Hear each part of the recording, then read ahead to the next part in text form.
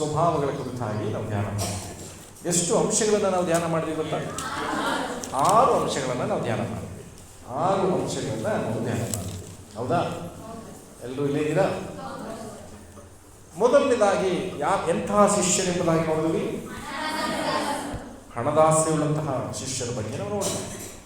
ಇಲ್ಲಿಯೂ ನಮ್ಮ ಸಭೆಯಲ್ಲಿರೋರೆಲ್ಲ ನೀವೆಲ್ಲ ಯಾರು? ಶಿಷ್ಯರು. ಎಲ್ಲರೂ ಹೇಳಿ, ನೀವೆಲ್ಲರೂ ಯಾರು? ಶಿಷ್ಯರು. ನಿಮ್ಮಲ್ಲಿ ಒಂದು ವೇಳೆ ಹಣದ ಆಸೆ ಉಳ್ಳಂತಹ ವ್ಯಕ್ತಿಯಾಗಿದ್ದರೆ ಅದನ್ನು ಬಿಡಬೇಕೆಂಬುದಾಗಿ ಕಳೆದ ಭಾನುವಾರ ಕೇಳಿಸ್ಕೊಂಡಿದ್ದೀವಿ. ಪಕ್ಕದಲ್ಲಿ ನೋಡಿದ್ರಿ, ಹಣದಾಸೆ ಬಿಟ್ಬಿಟ್ಟಿದ್ದೀರಾ ಅಂತ. ಅಯ್ಯೋ, ಅದು ಬಿಟ್ಬಿಟ್ಟು ಬದುಕಕ್ಕಂತ ಅಂದರೆ ಹಣದಾಸೆ ಬಿಡಬೇಕು. ಹಣ ಬೇಕು ನಮಗೆ. ಹಣದ ಆಸೆ ಬೇಡ. ಯಾಕೆಂದರೆ ಹಣದ ಆಸೆ ಎಲ್ಲ ವಿಧವಾದಂಥ ತಪ್ಪುಗಳನ್ನು, ಕೆಟ್ಟತನವನ್ನು ನಮ್ಮಿಂದ ಮಾಡಿಸ್ಬಿಡುವಂಥದ್ದಾಗಿದೆ. ಎರಡನೇದಾಗಿ ದೂಷಿಸುವಂತಹ ಶಿಷ್ಯರು. ದೂಷಿಸುವ ಸ್ವಭಾವ ನಮ್ಮಲ್ಲಿತ್ತ ನೋಡಿ. ತುಂಬ ಜನ ಕೂತಾರೆ, ಮೆತ್ತ ಕೂತರ ಅಂತ ಏನು? ದೂಷಿಸುವಂತಹ ಸ್ವಭಾವ ನಿಮಗಿತ್ತ? ಇತ್ತು. ಮತ್ತೊಬ್ಬರನ್ನು ದೂಷಿಸೋದು ತುಂಬ ಇಷ್ಟವಾದ ಕೆಲಸ. ಆದರೆ ಇವತ್ತು ಕಳೆದ ವಾರ ನಾವು ಧ್ಯಾನಿಸಿದ್ರೆ ಶಿಷ್ಯರು ದೂಷಿಸುವಂಥ ಸ್ವಭಾವವುಳ್ಳವರಾಗಿದ್ದರು. ಇವತ್ತು ನಮ್ಮಲ್ಲಿ ಆ ದೂಷಿಸುವಂಥ ಸ್ವಭಾವಗಳನ್ನು ಬಿಟ್ಟುಬಿಡಬೇಕು. ಯಾರನ್ನೂ ದೂಷಿಸಬಾರ್ದು. ವಾಕ್ಯ ಹೇಳ್ತದೆ, ನೆನೆಸ್ತೀನಿ, ಇವತ್ತು ಪರತ್ವರು ಕಳಿಸಿರೋದು ನೆನೆಸ್ತೀನಿ. ಅವ್ರು ಕಳಿಸಿರೋದು ವಚನ, ಮತ್ತೊಬ್ಬನ ಸೇವಕನ ಬಗ್ಗೆ ನೀನು ಮಾತನಾಡಲಿಕ್ಕೆ, ದೂಷಿಸಲಿಕ್ಕೆ ನೀನು ಯಾರು? ಅವನು ದೋಷಿಯಾಗಿ ಬಿದ್ದರೂ, ನೀತಿವಂತರಾಗಿ ನಿರ್ದೋಷಿಯಾಗಿ ನಿಂತರೂ ಅದು ಅವನಿಗೆ ಯಜಮಾನನಿಗೆ ಸೇರಿತ್ತು. ಅವನ್ನ ದೂಷಿಸುವಂತಹ ಅವಕಾಶ ನಮಗೆ, ಅಧಿಕಾರ ಇಲ್ಲ ಎಂಬುದಾಗಿ ಹೇಳ್ತದೆ. ಆದ್ದರಿಂದ ನಾವು ದೂಷಿಸುವಂತಹ ಶಿಷ್ಯರಾಗಿ ಇರಬಾರದು. ಮೂರನೇದಾಗಿ ಹಿಡುಕೊಡುವಂಥ ಶಿಷ್ಯರು. ಎಂತೆಂಥವರು ಹಿಡ್ಕೊಟ್ಬಿಡ್ತಾರೆ, ಕುಟುಂಬದವ್ರನ್ನೇ ಹಿಡ್ಕೊಟ್ಬಿಡ್ತಾರೆ. ಹಿಡ್ಕೊಡುವಂತಹ ಸ್ವಭಾವ ನಮಗೆ ಬೇಡ. ಇನ್ನೂ ಅದಕ್ಕೆ ನಾನು ಒಂದು ಉದಾಹರಣೆ ಕೊಟ್ಟಿದ್ದೀನಿ. ಮತ್ತೊಬ್ಬರು ಯಾರಿಗೂ ಹೇಳಬೇಡ ಅಂತ ಹೇಳಿದಂಥ ಮಾತನ್ನ ಮತ್ತೊಬ್ಬರಿಗೆ ಹೇಳುವಂತಹ ಸ್ವಭಾವ. ಈವನ್ ಇನ್ನೂ ಸತ್ಯ ಹೇಳಬೇಕು ಅಂದರೆ, ಯಾರಾದರೂ ನಿಮ್ಮ ಹತ್ರ ಬಂದು ಒಂದು ಮಾತು ಹೇಳ್ತೀನಿ, ಯಾರಿಗೂ ಹೇಳ್ಬೇಡ ಅಂದ ತಕ್ಷಣ ಯಾನಾದರೂ ಅನ್ಬೇಡಿ, ಹೇಳು ಯಾರಾದರೂ ಅನ್ಬೇಡಿ, ದಯವಿಟ್ಟು ನಂಗೆ ಹೇಳ್ಬೇಡ, ಯಾರಿಗಾದ್ರು ಹೇಳ್ಬಿಡ್ತೀನಿ ಅಂತ ಮುಂಚಿತವಾಗಿ ನೀವು ವಾರ್ನ್ ಮಾಡಿಬಿಡಿ. ನಾನು ಯಾರಿಗಾದ್ರು ಹೇಳ್ಬಿಡ್ತೀನಿ, ನೀನು ನಂಗೆ ಹೇಳಿದ್ರೆ ಅಂತ ಬಾಯಿ ಮುಚ್ಕೋತಾರ? ಖಂಡಿತ ಬಾಯಿ ಮುಚ್ಕೋತಾರೆ. ಯಾರಿಗೂ ಹೇಳ್ಬೇಡ ಅಂದ ತಕ್ಷಣ ನೀವು ಹೇಳಬೇಕು, ನಾನು ಹೇಳ್ತೀನಿ, ಆಗಿದ್ದರೆ ನನಗೆ ಹೇಳು. ಅಲ್ಲೆಲೂಯ. ಹಿಡ್ಕೊಡುವಂತಹ ಸ್ವಭಾವ ನಮಗೆ ಬೇಡ. ನಾಲ್ಕನೇದಾಗಿ ಆತ್ಮೀಕ ಗರ್ವ. ಆತ್ಮೀಕವಾಗಿ ನಾವು ಬೆಳೆಯೋದೇ ಒಂದು ಆಶೀರ್ವಾದ. ನಾನು ಚೆನ್ನಾಗಿ ಆಗಿಬಿಟ್ರೆ ಓಕೆ, ನಾನು ಬಿಟ್ಟಿರಲ್ಲ ಅನ್ನುವಂಥ ಒಂದು ಗರ್ವ ನಮ್ಮಲ್ಲಿ ಬಂದುಬಿಡುತ್ತೆ. ಅದು ನಮಗೆ ಬೇಡ. ಪೇತ್ರನು ಹೇಳಿನೇ ಎಲ್ಲ ಶಿಷ್ಯರಿಂದ ದೂಷಿಸಲ್ಪಟ್ಟಂಥ ಶಿಷ್ಯನಾಗ್ಬಿಟ್ಟ, ತಳ್ಳಲ್ಪಟ್ಟಂಥ ವ್ಯಕ್ತಿ ಆಗಿಬಿಟ್ಟ. ಕಾರಣ ಆತ್ಮೀಕ ಗರ್ವ. ನೀವು ಎಷ್ಟೇ ಬೆಳೆದು, ಎಷ್ಟೇ ವರಗಳನ್ನು ಹೊಂದ್ಕೊಂಡ್ರು ನಾನು ಅನ್ನುವಂಥ ಸ್ವಭಾವ ನಮಗೆ ಬೇಡ. ಐದನೇದಾಗಿ ಬ್ರದರ್ ಸೈಡ್ ಯಾರು ಮಾತಾಡ್ತಿಲ್ಲ, ಹಿಂಗೆ ಗೊತ್ತೇ ಇಲ್ವಾ? ಕೇಳಿಲ್ವಾ? ಸುಳ್ಳು ಹೇಳುವ ಶಿಷ್ಯರು. ಎಂಥ ಶಿಷ್ಯರು? ನಿಮ್ಮಲ್ಲಿ ಸುಳ್ಳಿದೆಯಾ? ನಾನು ಕಳೆದ ವಾರ ಒಂದು ತೀರ್ಮಾನ ಮಾಡಿಸ್ದೆ. ಏನಂತ? ಈ ತಿಂಗಳು ಸುಳ್ಳು ಹೇಳಬಾರ್ದು ಅಂತ. ಕಳೆದ ವಾರ ನಾನು ಮುಖಡಳ್ಳಿಗೆ ಹೋಗ್ತಾಯಿದ್ದೆ, ಮಂಗಳವಾರ ಮುಖಡಳ್ಳಿಗೆ ಹೋಗ್ತಾಯಿದ್ದೆ. ಅವ್ರು ಕರೆದ್ರು, ಸುಜಾತ ಸಿಸ್ಟರ್ ಕರ್ಕೊಂಡ್ಬಿಡಿ ಅಂತ. ಸಿಸ್ಟರ್ ಬಂದುಬಿಡಿ ಅಂತ ಫೋನ್ ಮಾಡಿದೆ. ಪಾಸ್ಟ ನೋಡ್ತೀನಿ ಅಂದ್ಬಿಟ್ಟು ಬೆಳಿಗ್ಗೆ ಕಾಲ್ ಮಾಡಿದ್ರು, ಪಾಸ್ಟ್ರೇ ಈ ತಿಂಗಳು ನಾನು ತೀರ್ಮಾನ ಮಾಡಿಸ್ತೀವಿ, ಸುಳ್ಳು ಹೇಳಬೇಡ ಅಂತ. ಇವತ್ತು ಆ ಸುಳ್ಳು ಹೇಳ್ಬಿಟ್ಟು ಬರ್ತಾವನೀಗ ಸೇವೆಗೆ ಅಂತ. ನಾನು ಸುಳ್ಳು ಹೇಳ್ಬಿಟ್ಟಲ್ಲ ಪಾಸ್ಟ್ರಿಗೆ ಏನು ಮಾಡ್ತೀವಿ? ಕೆಲವು ಸನ್ನಿವೇಶಗಳಿಗೆ ಆಗ್ತದೆ. ಅವ್ರು ಏನಕ್ಕಾಗಿ ಸುಳ್ಳು ಹೇಳಿ ಬಂದರು? ಸುಳ್ಳು ಹೇಳಿ ಒಂದು ಕೆಲಸಕ್ಕೆ ಹೋಗ್ಬೇಕಾದ ಸ್ಥಳಕ್ಕೆ ಇವತ್ತು ನಾನು ಬರೋಕ್ಕಾಗಲ್ಲ, ಇಂಥ ಒಂದು ಕೆಲಸ ಇದೆ ಅಂತ ಒಂದು ಹೇಳಿದ್ರು. ಅವ್ರಿಗೆ ಸೇವೆಗೆ ಹೋಗ್ತೀನಿ ಅಂತ ಹೇಳಕ್ಕದ್ದ. ಆದರೆ ಗಮನ ಇಡ್ರಿ, ಎರಡು ವಿಚಾರ. ಸುಳ್ಳು ಹೇಳದೇ ಇದ್ದರೆ ಅಲ್ಲಿ ಆಬ್ಸೆಂಟ್ ಆಗ್ತಿತ್ತು, ಒಂದು ಕೆಲಸಕ್ಕೆ ಅಂತ ಇಟ್ಕೊಂಡು ಆಬ್ಸೆಂಟ್ ಆಗ್ತಿತ್ತು. ದೇವರ ಮುಂದೆ ನಾನು ತೀರ್ಮಾನ ಮಾಡಿದ್ದೀನಿ, ಆಬ್ಸೆಂಟ್ ಆದರೂ ಪರವಾಗಿಲ್ಲ ಅಂತೇಳಿ ಸುಳ್ಳು ನಿಜ ಹೇಳಿ ಬಂದರೆ ದಟ್ಸ್ ಗುಡ್. ಅದನ್ನು ಸ್ವಲ್ಪ ಇಂಟ್ರೆಸ್ಟ್ ಮಾಡ್ಕೋಬೋದು. ಸೇವೆಗೆ ತಾನೇ ಹೋಯ್ತೀನಿ, ಒಂದು ಸುಳ್ಳು ಹೇಳೋದು ದೇವ್ರನ್ನ ಕ್ಷಮಿಸ್ಬಿಡಲ್ವ? ನಾನು ಸ್ವಾರ್ಥಕ್ಕೋಸ್ಕರ ಸುಳ್ಳು ಹೇಳ್ತೀನ, ಒಳ್ಳೆಯದಕ್ಕೆ ತಾನೇ ಹೇಳ್ತಿದ್ದೀನಿ ಅಂತ ಹೇಳಿಯೂ ನಾವು ಬರ್ಬೋದು. ಆದರೆ ಇದರಲ್ಲಿ ಯಾವುದನ್ನು ಆಯ್ಕೆ ಮಾಡ್ತೀರ ಅನ್ನೋದು ನಿಮಗೆ ಬಿಟ್ಟದ್ದು. ಅದು ಹೇಳಿದ್ರು, ನನಗೆ ಒಂದು ಕಡೆ ಸಂತೋಷ ಆಯಿತು.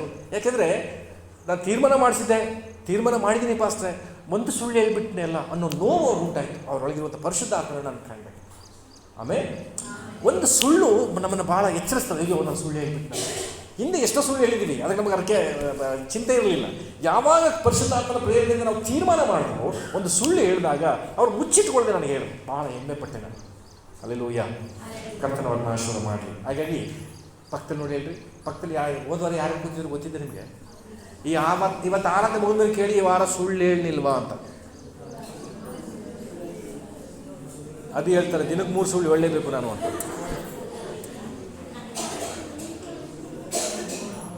ಗಮನಿಸಲಿ. 4ನೇದಾಗಿ ಆ ಸುಳ್ಳು ಹೇಳಬಾರ್ದು. 5ನೇದಾಗಿ ಸುಳ್ಳು ಹೇಳಬಾರ್ದು. 6ನೇದಾಗಿ ನಿದ್ರಿಸುವಂಥ ಶಿಷ್ಯರು. ನಿದ್ರಿಸುವಂಥ ಶಿಷ್ಯರು. ಇವತ್ತು ನೀವು ನಿದ್ರೆ ಮಾಡ್ತಾ ಇಲ್ಲ ತಾನೆ? ಓಕೆ, ದೇವರಿಗೆ ವಾಕ್ಯ ಕೇಳುವಾಗ ಇವನ್ ಮುಂಜಾನೆ 5:05ಗೆ ಪ್ರೇಯರ್ ಸ್ಟಾರ್ಟ್ ಮಾಡ್ತಾರೆ. ನಿದ್ರೆ ಮಾಡ್ಕೊಂಡು ಪ್ರೇಯರ್ ಕೂತ್ಕೊಂಡಿದ್ದ ಎಚ್ಚರವಾಗಿದ್ದು ಪ್ರಾರ್ಥನೆಯನ್ನು ಮಾಡಬೇಕೆಂಬುದನ್ನು ನಾವು ಕಲ್ತ್ಕೊಂಡ್ವಿ. ಈಗ 7ನೇದಾಗಿ ಮಾರ್ಕನ ಬರೆದ ವಾರ್ತೆ ಅಂದರೆ 4ನೇ ಅಧ್ಯಾಯಕ್ಕೆ ಬರೋಣ. ಮಾರ್ಕನ ಬರೆದ ವಾರ್ತೆ 14ನೇ ಅಧ್ಯಾಯ ಅದರ 47ನೇ ವಚನ. 47ನೇ ವಚನವನ್ನು ಓದೋಣ. ಆದರೆ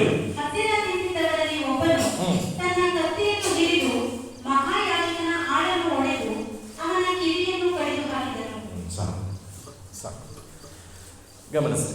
ಮಾರ್ಕನ ಬರೆದ ಸುವಾರ್ತೆ 14ನೇ ಅಧ್ಯಾಯ ಅದರ 47ನೇ ವಚನದಲ್ಲಿ ಯೇಸು ಸ್ವಾಮಿಯನ್ನು ಹಿಡಿಕೊಡುವಂತಹ ಹಿಡಿದುಕೊಂಡು ಹೋಗುವಂಥ ಸೈನಿಕರು ಬಂದಿದ್ದಾರೆ. ಹಿಡಿದಂತಹ ಅದೇ ಸಂದರ್ಭದಲ್ಲಿ ಪಕ್ಕದಲ್ಲಿದ್ದಂತಹ ಪೇತ್ರನ ಕೈಯಲ್ಲಿ ಒಂದು ಕತ್ತಿ ಇತ್ತು. ಏನಿತ್ತು? ಕತ್ತಿ. ನನ್ನ ಜೊತೆ ಇದಿರಲ್ವಾ? ಆ ಕತ್ತಿಯನ್ನು ತೆಗೆದುಕೊಂಡು ಒಬ್ಬ ಸೇವಕನ ಮಹಾಯಾಜಕನ ಆಳನ್ನು ಒಡೆದು ಅವನ ಕಿವಿ ಕತ್ತರಿಸ್ಬಿಟ್ಟನಂತೆ. ಏನನ್ನ? ಕಿವಿಯನ್ನು ಕತ್ತರಿಸ್ಬಿಟ್ಟ. ಇದರ ಅರ್ಥ ಏನು ಗಮನಿಸ್ರಿ. ಎಂಥ ಶಿಷ್ಯ ಈತನು? ತನ್ನ ತೋಳು ಬಲವನ್ನು ಆತುಕೊಳ್ಳುವಂತಹ ಶಿಷ್ಯ, ಸ್ವಂತ ಬಲವನ್ನು ಆತುಕೊಳ್ಳುವಂಥ ಶಿಷ್ಯ. ಯೇಸು ಸ್ವಾಮಿ ಜೊತೆ 3.5 ವರ್ಷ ಇದ್ದಾನೆ. ಸಮುದ್ರ ಅಲ್ಲಕಲ್ಲೋಲವಾದಾಗ ಶಿಷ್ಯರು ಏನು ಮಾಡ್ತಾರೆ? ಹೋಗಿ ಯೇಸುವನ್ನು ಎದುರಿಸ್ತಾರೆ. ಸ್ವಾಮಿ ಎದ್ದೇಳು ಅಂದರೆ ನಮ್ಮ ಕೈಲಿ ಆಗಲ್ಲ, ನೀವೇ ಮಾಡಬೇಕು. 5,000 ಜನ ಊಟ ಮಾಡಿಸ್ಬೇಕಾದಾಗ ಸ್ವಾಮಿ ಏನು ಮಾಡೋದು ಕೇಳುತ್ತೆ. ಎಲ್ಲ ಎಲ್ಲವನ್ನು ಯೇಸು ಸ್ವಾಮಿನ ಪಂಚಕಾಮದ ದಿನವನ್ನು ಸವರಣೆ ಮಾಡಬೇಕು ಅಂದಾಗ ನಾವೇನು ಮಾಡಬೇಕು ಸ್ವಾಮಿ ಅಂತ ಕೇಳು. ಎಲ್ಲವನ್ನ ಕೇಳಿದಂಥ ಶಿಷ್ಯ ಯೇಸು ಸ್ವಾಮಿನ ಹಿಡಿದು ಈಗ ಬಂಧಿಸ್ತಾ ಇದ್ದಾರೆ. ಶಿಷ್ಯನಿಗೆ ಒಂದು ವೈರಾಗ್ಯ ಬಂದ್ಬಿಡ್ತು. ಯೇಸು ಸ್ವಾಮಿನಿಗೆ ನಾನೇ ಕಾಪಾಡಬೇಕು ಅಂತ, ಯೇಸು ಸ್ವಾಮಿನ ನಾನೇ ಕಾಪಾಡಬೇಕು ಅನಿಸ್ಬಿಡ್ತು. ತಕ್ಷಣ ಕತ್ತಿ ತಗೋತಾನೆ, ಅವನ ಕಿವಿನೇ ಕತ್ತರಿಸ್ಬಿಡ್ತಾನೆ. ಕಾಪಾಡಬೇಕಾದ್ರೆ ಎಲ್ಲ ಚುಸ್ತಿದ್ದೆ ಹೇಳಿ? ಒಟ್ಟಿಗೆ ಚುಸ್ತಿದ್ದ. ಇನ್ನು ಎಲ್ಲಿ ಚುಸ್ತಾ ಇದ್ದಾನೆ? ಎಲ್ಲಿ ತೆಗಿತಾ ಇದ್ದಾನೆ? ಕಿವಿ ತೆಗಿತಾ ಇದ್ದಾನೆ. ತನ್ನ ತೋಳು ಬಲವನ್ನು ಹತ್ತುಕೊಳ್ಳುವಂತಹ ಇವತ್ತು ವಿಶ್ವಾಸಿಗಳಾಗಿ ಆತ್ಮೀಯರೇ, ಸಭೆಗಿರುವಂಥವರೇ, ನೀವು ಸತ್ಯವೇದ ಓದ್ತಿದ್ರು, ಸಭೆಗೆ ಬರ್ತಾ ಇದ್ರು, ಪ್ರಾರ್ಥನೆ ಮಾಡ್ತಿದ್ರು, ಅನೇಕ ವಿಷಯಗಳಲ್ಲಿ ನಿಮ್ಮ ಸ್ವಂತ ಬಲವನ್ನು ಹಾಕಿಕೊಳ್ಳುವಂಥವರಾಗಿದ್ದೀವಿ. ಕೆಲಸದ ವಿಷಯದಲ್ಲಾಗ್ಬೋದು, ಕುಟುಂಬದ ವಿಷಯದಲ್ಲಾಗ್ಬೋದು, ನಿಮ್ಮ ಮದುವೆಯ ವಿಷಯ ಆಗಿರ್ಬೋದು, ನೀವು ಕುಟುಂಬದಲ್ಲಿ ಮಕ್ಕಳನ್ನು ನಡೆಸುವುದರಾಗಿರ್ಬೋದು, ಹಣ ಸಂಪಾದನೆ ವಿಷಯದಲ್ಲಾಗಿರ್ಬೋದು, ದೇವರನ್ನು ಆತುಕೊಳ್ಳದೆ, ದೇವರ ಚಿತ್ತವನ್ನು ಕೇಳದೆ, ನಿನ್ನ ತೋಳ ಬಲದಿಂದ ಉಂಟಾಗುವಂಥ ಯಾವುದು ನಿನ್ನನ್ನು ಸಂತೋಷಪಡಿಸಲಿಕ್ಕೆ ಸಾಧ್ಯ ಇಲ್ಲ. ಅದು ತಾತ್ಕಾಲಿಕ. ಒಂದು ವಾಕ್ಯ ಹೇಳ್ತೀನಿ, ಯಾರು ಹೇಳ್ತೀರಿ ನೋಡೋಣ. ಗಾಣತಿ 3:5ನೇ ವಚನ ಹೇಳ್ತದೆ, ನೀನು ನಿನ್ನ ಸ್ವಬುದ್ಧಿಯನ್ನು ಆಧಾರ ಮಾಡಿಕೊಳ್ಳದೆ ನಿನ್ನ ಪೂರ್ಣ ಮನಸ್ಸಿನ ಆತನ ಚಿತ್ತಕ್ಕೆ ವಿಧೇಯನಾಗಿರು. ಆತನೇ ನಿನ್ನ ಮಾರ್ಗಗಳನ್ನು ಸರಾಗ ಮಾಡುವ. ಸರಾಗ ಅದೇನು? ಸುಲಭ, ಸರಾಗವಾಗಿ ಆಗ್ಬಿಡುತ್ತೆ. ಈಗ ನಾನು ನಿಮ್ಗೆ ಕೇಳ್ತೀನಿ, ನಿಮ್ಮ ಜೀವನ ಎಲ್ಲ ಸರಾಗವಾಗಿ ಹೋಯ್ತಿದ್ದ? ಯಾಕೆ ಹೇಳಿ? ಪಕ್ಕ ನೋಡಿ ಹೇಳಿ, ಸ್ವಬುದ್ಧಿ ಬಿಟ್ಬಿಡಮೋ ಅಂತ. ಸ್ವಬುದ್ಧಿಯನ್ನು ಬಿಡೋದಾದ್ರೆ ಇವತ್ತು ತುಂಬ ಜನ ವಿಶ್ವಾಸಿಗಳು ಏನಂತಾರೆ ಗೊತ್ತಾ? ಹಿಂಗಂತಾರೆ ಅಂತ ಹೇಳಿ ಒಂದು ಸಂಪ್ರದಾಯದ ವಿಷಯಗಳನ್ನು ಮಾಡ್ತಾರೆ. ಯಾಕಂತಾರೆ, ಯಾರಂತಾರೆ ಗೊತ್ತಿಲ್ಲ. ಹಿಂಗಂತಾರೆ, ಇದು ಮಾಡಬಾರ್ದಂತೆ. ತಪ್ಪು. ಸ್ವಬುದ್ಧಿ. ಯಾರೋ ಹೇಳೋ ವಿಚಾರ, ಅದರ ಹಿನ್ನೆಲೆ ಗೊತ್ತಿಲ್ಲ, ಅವ್ರು ಹೇಳಿದ್ದಾರೆ ನಾನು ಮಾಡಬೇಕು ಅನ್ನುವಂಥ ಸ್ವಭಾವನ ಬಿಟ್ಬಿಡ್ರಿ. ನಾನೇ ತುಂಬ ಸಲ ಹೇಳ್ತೀನಿ, ನನ್ನನ್ನು ಕೇಳ್ರಿ, ನಾನು ಹೇಳ್ಕೊಡ್ತೀನಿ. ಯಾಕೆಂದರೆ ಬೈಬಲ್ ಅದನ್ನು ಹೇಳಿದೆಯಾ, ಬೈಬಲ್ ಅದನ್ನು ಒಪ್ಪುತ್ತಾ ಅನ್ನೋದನ್ನು ಯಾವತ್ತೂ ನಾವು ಪರಿಗಣಿಸಬೇಕು. ಅಂದರೆ ತಾಯಿ ಮರಿಯಮ್ಮ ಅವ್ರು ಇದ್ದಾರೆ, ಅವ್ರ ಊರಲ್ಲಿ ಹೇಳಿರುತ್ತೆ, ನೀವು ಬೈಬಲಲ್ಲಿ ಯಾವ್ದಾರು ಓದ್ಕೊ ಬಂದುಬಿಡಿ, ನಮ್ಮ ಪಾಸ್ಟ್ ಹತ್ರ ಕೇಳಿ ಈ ವಚನ ಏನು ಹೇಳ್ತದೆ ಅಂತ. ನಮ್ಮ ಪಾಸ್ಟ್ ಹೇಳ್ದೇ ಇದ್ರೆ ನೀವು ಹೇಳಿ ಮಾಡ್ಬಿಡ್ತೀನಿ ಅಂತಾರಂತೆ. ನನಗನ್ನಿಸ್ತು, ಎಂಥ ಕಾನ್ಫಿಡೆಂಟಪ್ಪ ಮರಮ್ಮ ಅವ್ರಿಗೆ ನನ್ನ ಮೇಲೆ ಎಂಥ ಕಾನ್ಫಿಡೆಂಟಾಗಿ ಮೊನ್ನೆ ಅದನ್ನು ಹೇಳಿದ್ರು ಗೊತ್ತಾ? ಊರ್ವಾಗ ಹೇಳ್ತಾರೆ, ಅವ್ರ ಮನೆಯಲ್ಲೇ ಹೇಳ್ತಾರೆ, ಯಾವುದನ್ನೇ ಬಂದು ನಮ್ಮ ಪಾಸ್ಟ್ರ್ ಕೇಳಿ ಅವ್ರು ಹೇಳ್ಕೊಡ್ತಾರೆ, ಅವ್ರಿಗೆಲ್ಲ ಗೊತ್ತು ಅಂತ ಹೇಳ್ತಾರೆ. ದೇವ್ರ ಸ್ತೋತ್ರ, ನನಗೇನು ಗೊತ್ತಿಲ್ಲ, ಸಣ್ಣ ಪುಟ್ಟ ವಿಷಯಗಳು ನಾನು ತಿಳ್ಕೊಂಡಿದ್ದೀನಿ. ಅಂದರೆ ಸ್ವಬುದ್ಧಿಯನ್ನು ಆಧಾರ ಮಾಡಿಕೊಳ್ಳೋದಾದರೆ ಈ ಮಾತುಗಳನ್ನು ನಾವು ತೆಗೆದುಕೊಳ್ಳಿಕ್ಕಾಗಲ್ಲ. ಹಲ್ಲೆಲೂಯಾ. ಸ್ವಬುದ್ಧಿಯನ್ನು ಬಿಟ್ಟುಬಿಡೋಣ. ಪೇತ್ರನು ಏನು ಮಾಡ್ತಿದ್ದಾನೆ, ತನ್ನ ತೋಳ್ಬಲವನ್ನು ಹಾತ್ಕೊಂಡು, ನನಗೆ ಅನೇಕರು ಚಾಲೆಂಜ್ ಮಾಡಿದುಂಟು ಸೇವೆ ವಿಷಯದಲ್ಲಿ, ನನ್ನಿಂದಲೇ ಅನ್ನುವಂಥ ಅನೇಕರು ಸಂಘ ನಾನು ವಾದ ಮಾಡಿದ್ದೀನಿ. ಅದಾದ ನಂತರ ಅನೇಕರು ಪಶ್ಚಾತ್ತಾಪದೊಂದಿಗೆ ಬಂದ ನನ್ನ ಹತ್ರ ಕ್ಷಮೆ ಕೇಳಿದ್ದಾರೆ. ನಾನೇ ಗ್ರೇಟ್ ಅಂದ್ಕೊಂಡ್ಬಿಟ್ಟಿದ್ದೆ, ತಪ್ಪಾಯಿತು, ಕ್ಷಮಿಸಿ. ಅನೇಕರು ಟಾರ್ಗೆಟ್ ಮಾಡಿ ಬಂದಿದ್ದಾರೆ. ನನಗಿರುವಂಥ ಜ್ಞಾನಕ್ಕೆ ನಿಮ್ಮ ಪಾಸ್ಟರ್ ಏನೂ ಮಾಡೋಕ್ಕಾಗಲ್ಲ ಅಂತೇಳಿ ನನ್ನ ಹತ್ರ ವಾದಕ್ಕೆ ಬಂದು ಕ್ಷಮೆ ಕೇಳಿ ಹೋಗಿದ್ದಾರೆ. ನಾನು ಏನೋ ಅಂದ್ಕೊಂಡ್ಬಿಟ್ಟಿದ್ದೆ, ನಿಮ್ಮನ್ನು ಕ್ಷಮಿಸಿ ಅಂತೇಳಿ. ನಾನು ಏನೇ ಕೇಳಕ್ಕೆ ಬರ್ತಿದ್ದೀನಿ, ನಮ್ಮ ತೋಳ್ಬಲವನ್ನು, ನಮ್ಮ ಸ್ವಂತ ಬಲವನ್ನು ಆತುಕೊಳ್ಳುವುದು ದೇವರು ಇಷ್ಟಪಡೋದು. ಮುಂದೆ ಏನಿರ್ತಾರೆ ಗೊತ್ತಾ ಯೇಸು ಸ್ವಾಮಿ, ಅವರು ಯೇಸುವನ್ನು ಹಿಡಿದು ಆತನನ್ನು ಕಳ್ಳರ ಕೈಗೆ 48ನೇ ವಚನ ಓದ್ರಿ.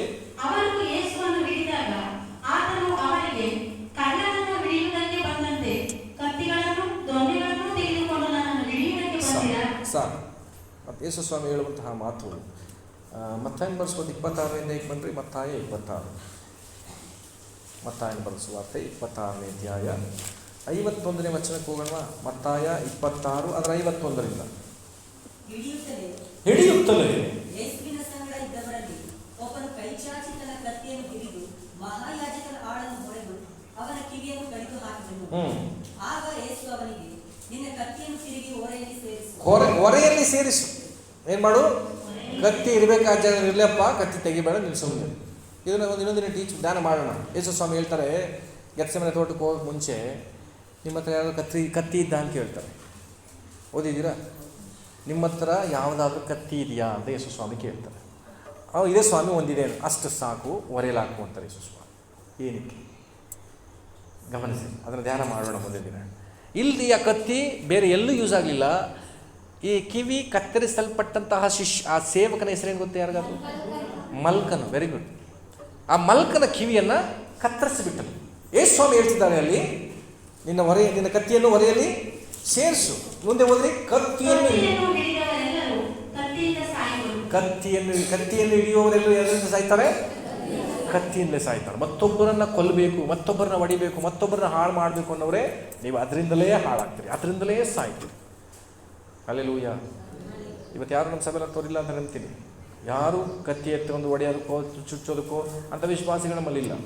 ಅಂತ ಒಂದು ಕೋಪದ ಸನ್ನಿವೇಶ ಬಂದರೂ ತಕ್ಷಣ ಈ ವಾಕ್ಯ ನಿಮಗೆ ನೆನಪಾಗಲಿ, ನನ್ನ ತೋಳ್ಬಲವನ್ನು ಆತುಕೊಳ್ಳದೆ ದೇವರೇ ನಿನ್ನನ್ನು ನಾನು ಆತುಕೊಳ್ತೀನಿ. ಪೇತ್ರನ ಆ ಒಂದು ನಡೆ ಹೇಗಿತ್ತು ಅಂದರೆ, ಯೋಹಾನ ಬರೆಸುವಂತೆ 18ನೇ ಬಂದ್ರಿ. ಯೋಹಾನ ಬರೆಸುವಂತೆ 18ನೇ ಅಧ್ಯಾಯ ಅದರ 10 ಮತ್ತು 11ನೇ ವಚನ. ಕತ್ತಿ ಇತ್ತು. ಅದನ್ನು ಅವನು ಹಿಡಿದು ಮಹಾಯಾಜಕನ ಆಳನ್ನು ಹೊಡೆದು ಅವನ ಬಲಗಿವಿಯನ್ನು ಕತ್ತರಿಸಿದನು. ಆ ಆಳಿನ ಹೆಸರು ಮಲ್ಕನು. ಆಗ ಯೇಸು ಪೇತ್ರನಿಗೆ, ಕತ್ತಿಯನ್ನು ಹೊರೆಯಲ್ಲಿ ಹಾಕು, ತಂದೆ ನನಗೆ ಕೊಟ್ಟಿರುವ ಪಾತ್ರೆಯಲ್ಲಿ ನಾನು ಕುಡಿಯಬಾರದು ಎಂದು ಹೇಳಿದನು. ಸಾಕು. ಯೇಸು ಸ್ವಾಮಿ ಏನನ್ನಲ್ಲಿ ಮುಂದುವರಿಸ್ತಾರೆ ಅಂತ ಹೇಳಿದ್ರೆ, ಯೇಸು ಸ್ವಾಮಿ ಇನ್ನೊಂದು ಮಾತು ಹೇಳ್ತಾರೆ. ಈ 4 ಸುವಾರ್ತೆಗಳು ಈ ವಿಷಯ ಬರ್ತದೆ. ನಾನೊಂದು ಮಾತನ್ನು ಹೇಳಿದ್ರೆ ತಂದೆ ನನಗೆ 12 ಗಣ ಶಿಷ್ಯರುಗಳನ್ನು, ಸೈನಿಕರನ್ನು ಕಳುಹಿಸುವುದಿಲ್ಲ ಎಂಬುದಾಗಿ ನೀನು ನೆನೆಸ್ತೀಯೋ? ಆದರೂ ನಾನು ಯಾಕೆ ಮಾಡ್ತಿಲ್ಲ ಅಂದರೆ, ಇದನ್ನು ನಾನು ಅನುಭವಿಸಬೇಕು. ಕೆಲವು ವಿಷಯಗಳಲ್ಲಿ ವಿಶ್ವಾಸಿಗಳು ಗಮನಿಸ್ರಿ, ನಿಮ್ಮ ಜೀವಿತಕ್ಕೆ ಕೆಲವು ಅನುಮತಿ ಕೊಟ್ಟಂತಹ ವಿಷಯಗಳಿರ್ತದೆ. ಒಂದು ಹೋರಾಟ, ಒಂದು ಕಾಯಿಲೆ, ಒಂದು ಸಮಸ್ಯೆ, ಒಂದು ಕಣ್ಣೀರು ನಿಮ್ಮ ಜೀವಿತಕ್ಕೆ ದೇವರು ಅನುಮತಿಸಿದ್ದಾರೆ ಅಂತ ಇಟ್ಕೊಳ್ಳಿ. ಈ ವಿಷಯವನ್ನು ನೀವು ಅನುಮತಿಸುವಂಥ ವಿಷಯವನ್ನು ನೀವು ಅನುಭವಿಸದೆ ಇದನ್ನು ತೆಗೆದುಬಿಡು ಅಂತ ಕೇಳೋದು ಕೂಡ ಪ್ರಯೋಜನವಿಲ್ಲಂಥದ್ದು. ನನ್ನ ಸಭೆಯ ದೇವಜನ ಯಾವ ಹಂತಕ್ಕೆ ನೀವು ಬೆಳೆಯಬೇಕು ಅಂತ ನಾನು ಇಷ್ಟಪಡ್ತೀನಿ ಅಂದರೆ, ಇದು ಯಾವುದು ದೇವರಿಂದ ಬಂದದ್ದು, ಯಾವುದು ದೇವರಿಂದ ಬರದೇ ಇರುವಂಥದ್ದು ಅಥವಾ ದುಷ್ಟರಿಂದ ಬಂದದ್ದು ಅನ್ನುವುದನ್ನು ಗ್ರಹಿಸುವ ಕೆಪಾಸಿಟಿ ನಮಗಿರಬೇಕು. ಅಷ್ಟರ ಮಟ್ಟಿಗೆ ದೇವರೊಂದಿಗೆ ನಡೆಯುವಂತಹ ವಾಕ್ಯವನ್ನು ಧ್ಯಾನಿಸುವಂಥ ಕೃಪೆಯನ್ನು ನಾವೆಲ್ಲರೂ ಹೊಂದಿಕೊಳ್ಬೇಕು.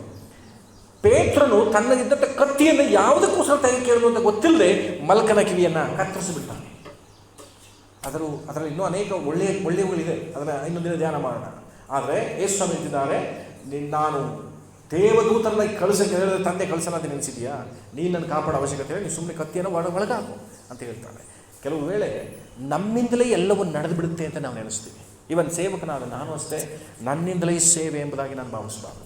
ವಿಶ್ವಾಸಿಗಳಾದ ನೀವು ಈ ಸೇವೆಯಲ್ಲಿ ಹೆಚ್ಚಿನ ಪಾತ್ರ ತೆಗೆದುಕೊಳ್ಳುವಂಥ ನೀವಾಗಿರ್ಬೋದು, ಹೆಚ್ಚಿನ ಹಣ ಕೊಡುವಂಥ ನೀವಾಗಿರ್ಬೋದು, ಹೆಚ್ಚಿನ ಸಭೆಯ ಕೆಲಸಗಳನ್ನು ಮಾಡುವಂಥ ನೀವಾಗಿರ್ಬೋದು, ನನ್ನಿಂದಲೇ ಎಂಬ ಒಂದು ಮನೋಭಾವನೆ ಯಾರಲ್ಲಿಯೂ ನಮ್ಮಲ್ಲಿ ಬರಬಹುದು.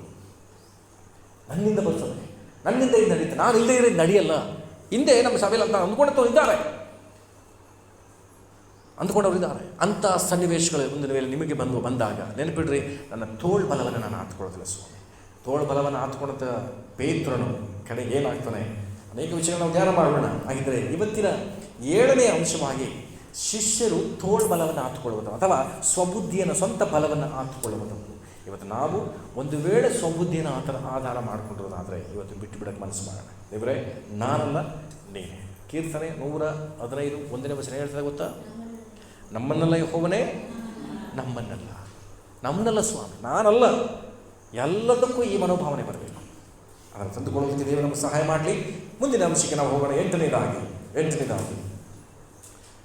ಯೋಹಾನನ ಬರೆದ ಸುವಾರ್ತೆ. ಯೋಹಾನನ ಬರೆದ ಸುವಾರ್ತೆ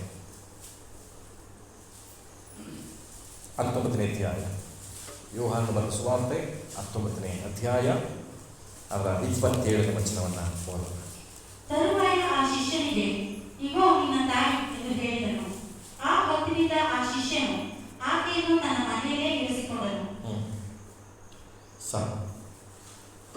ಈ ಶಿಷ್ಯ ಜವಾಬ್ದಾರಿಯನ್ನು ಹೊರುವಂಥ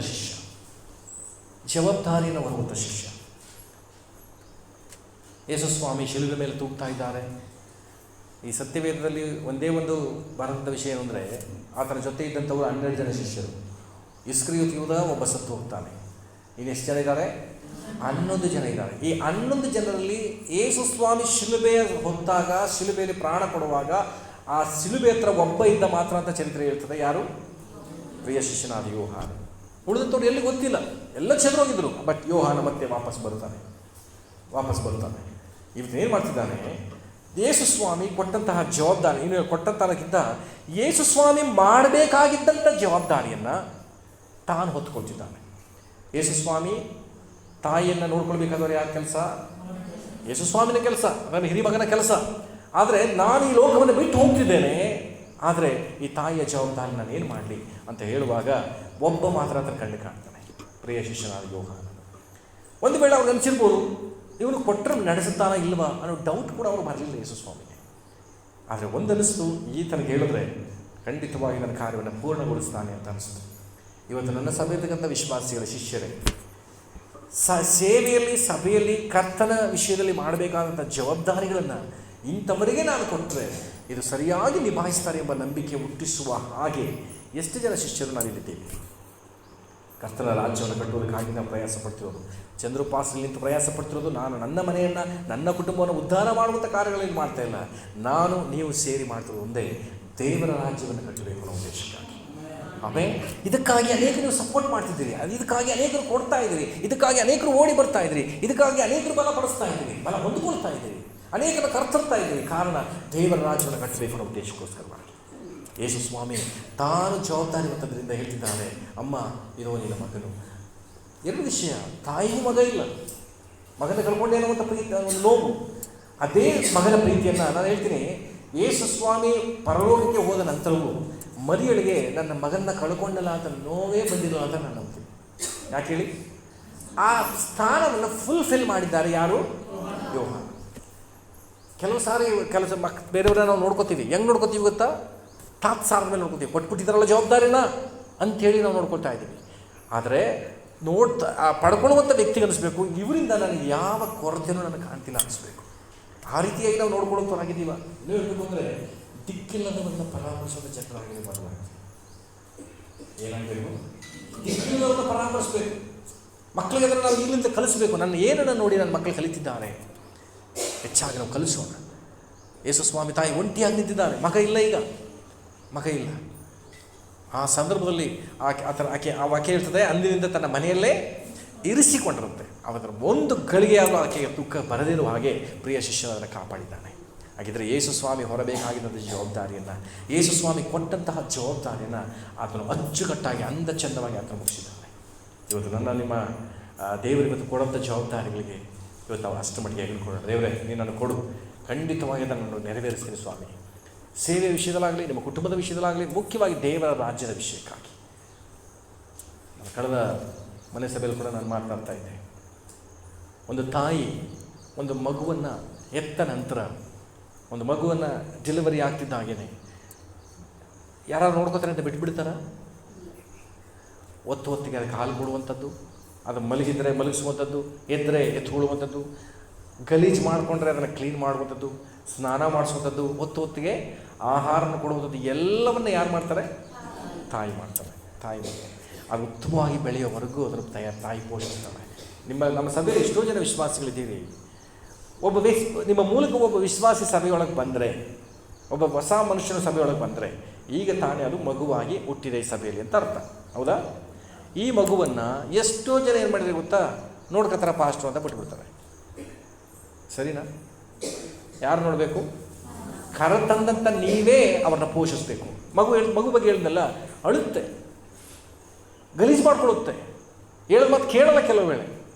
ಯಾಕೆ ಅಳುತ್ತೆ ಅಂತಲೇ ಗೊತ್ತಿರಲ್ಲ ಕೆಲವು ವೇಳೆ. ಆದರೂ ತಾಯಿ ಏನು ಮಾಡ್ತಾಳೆ? ಬಿಸಾಕ್ಬಿಡ್ತಾಳ?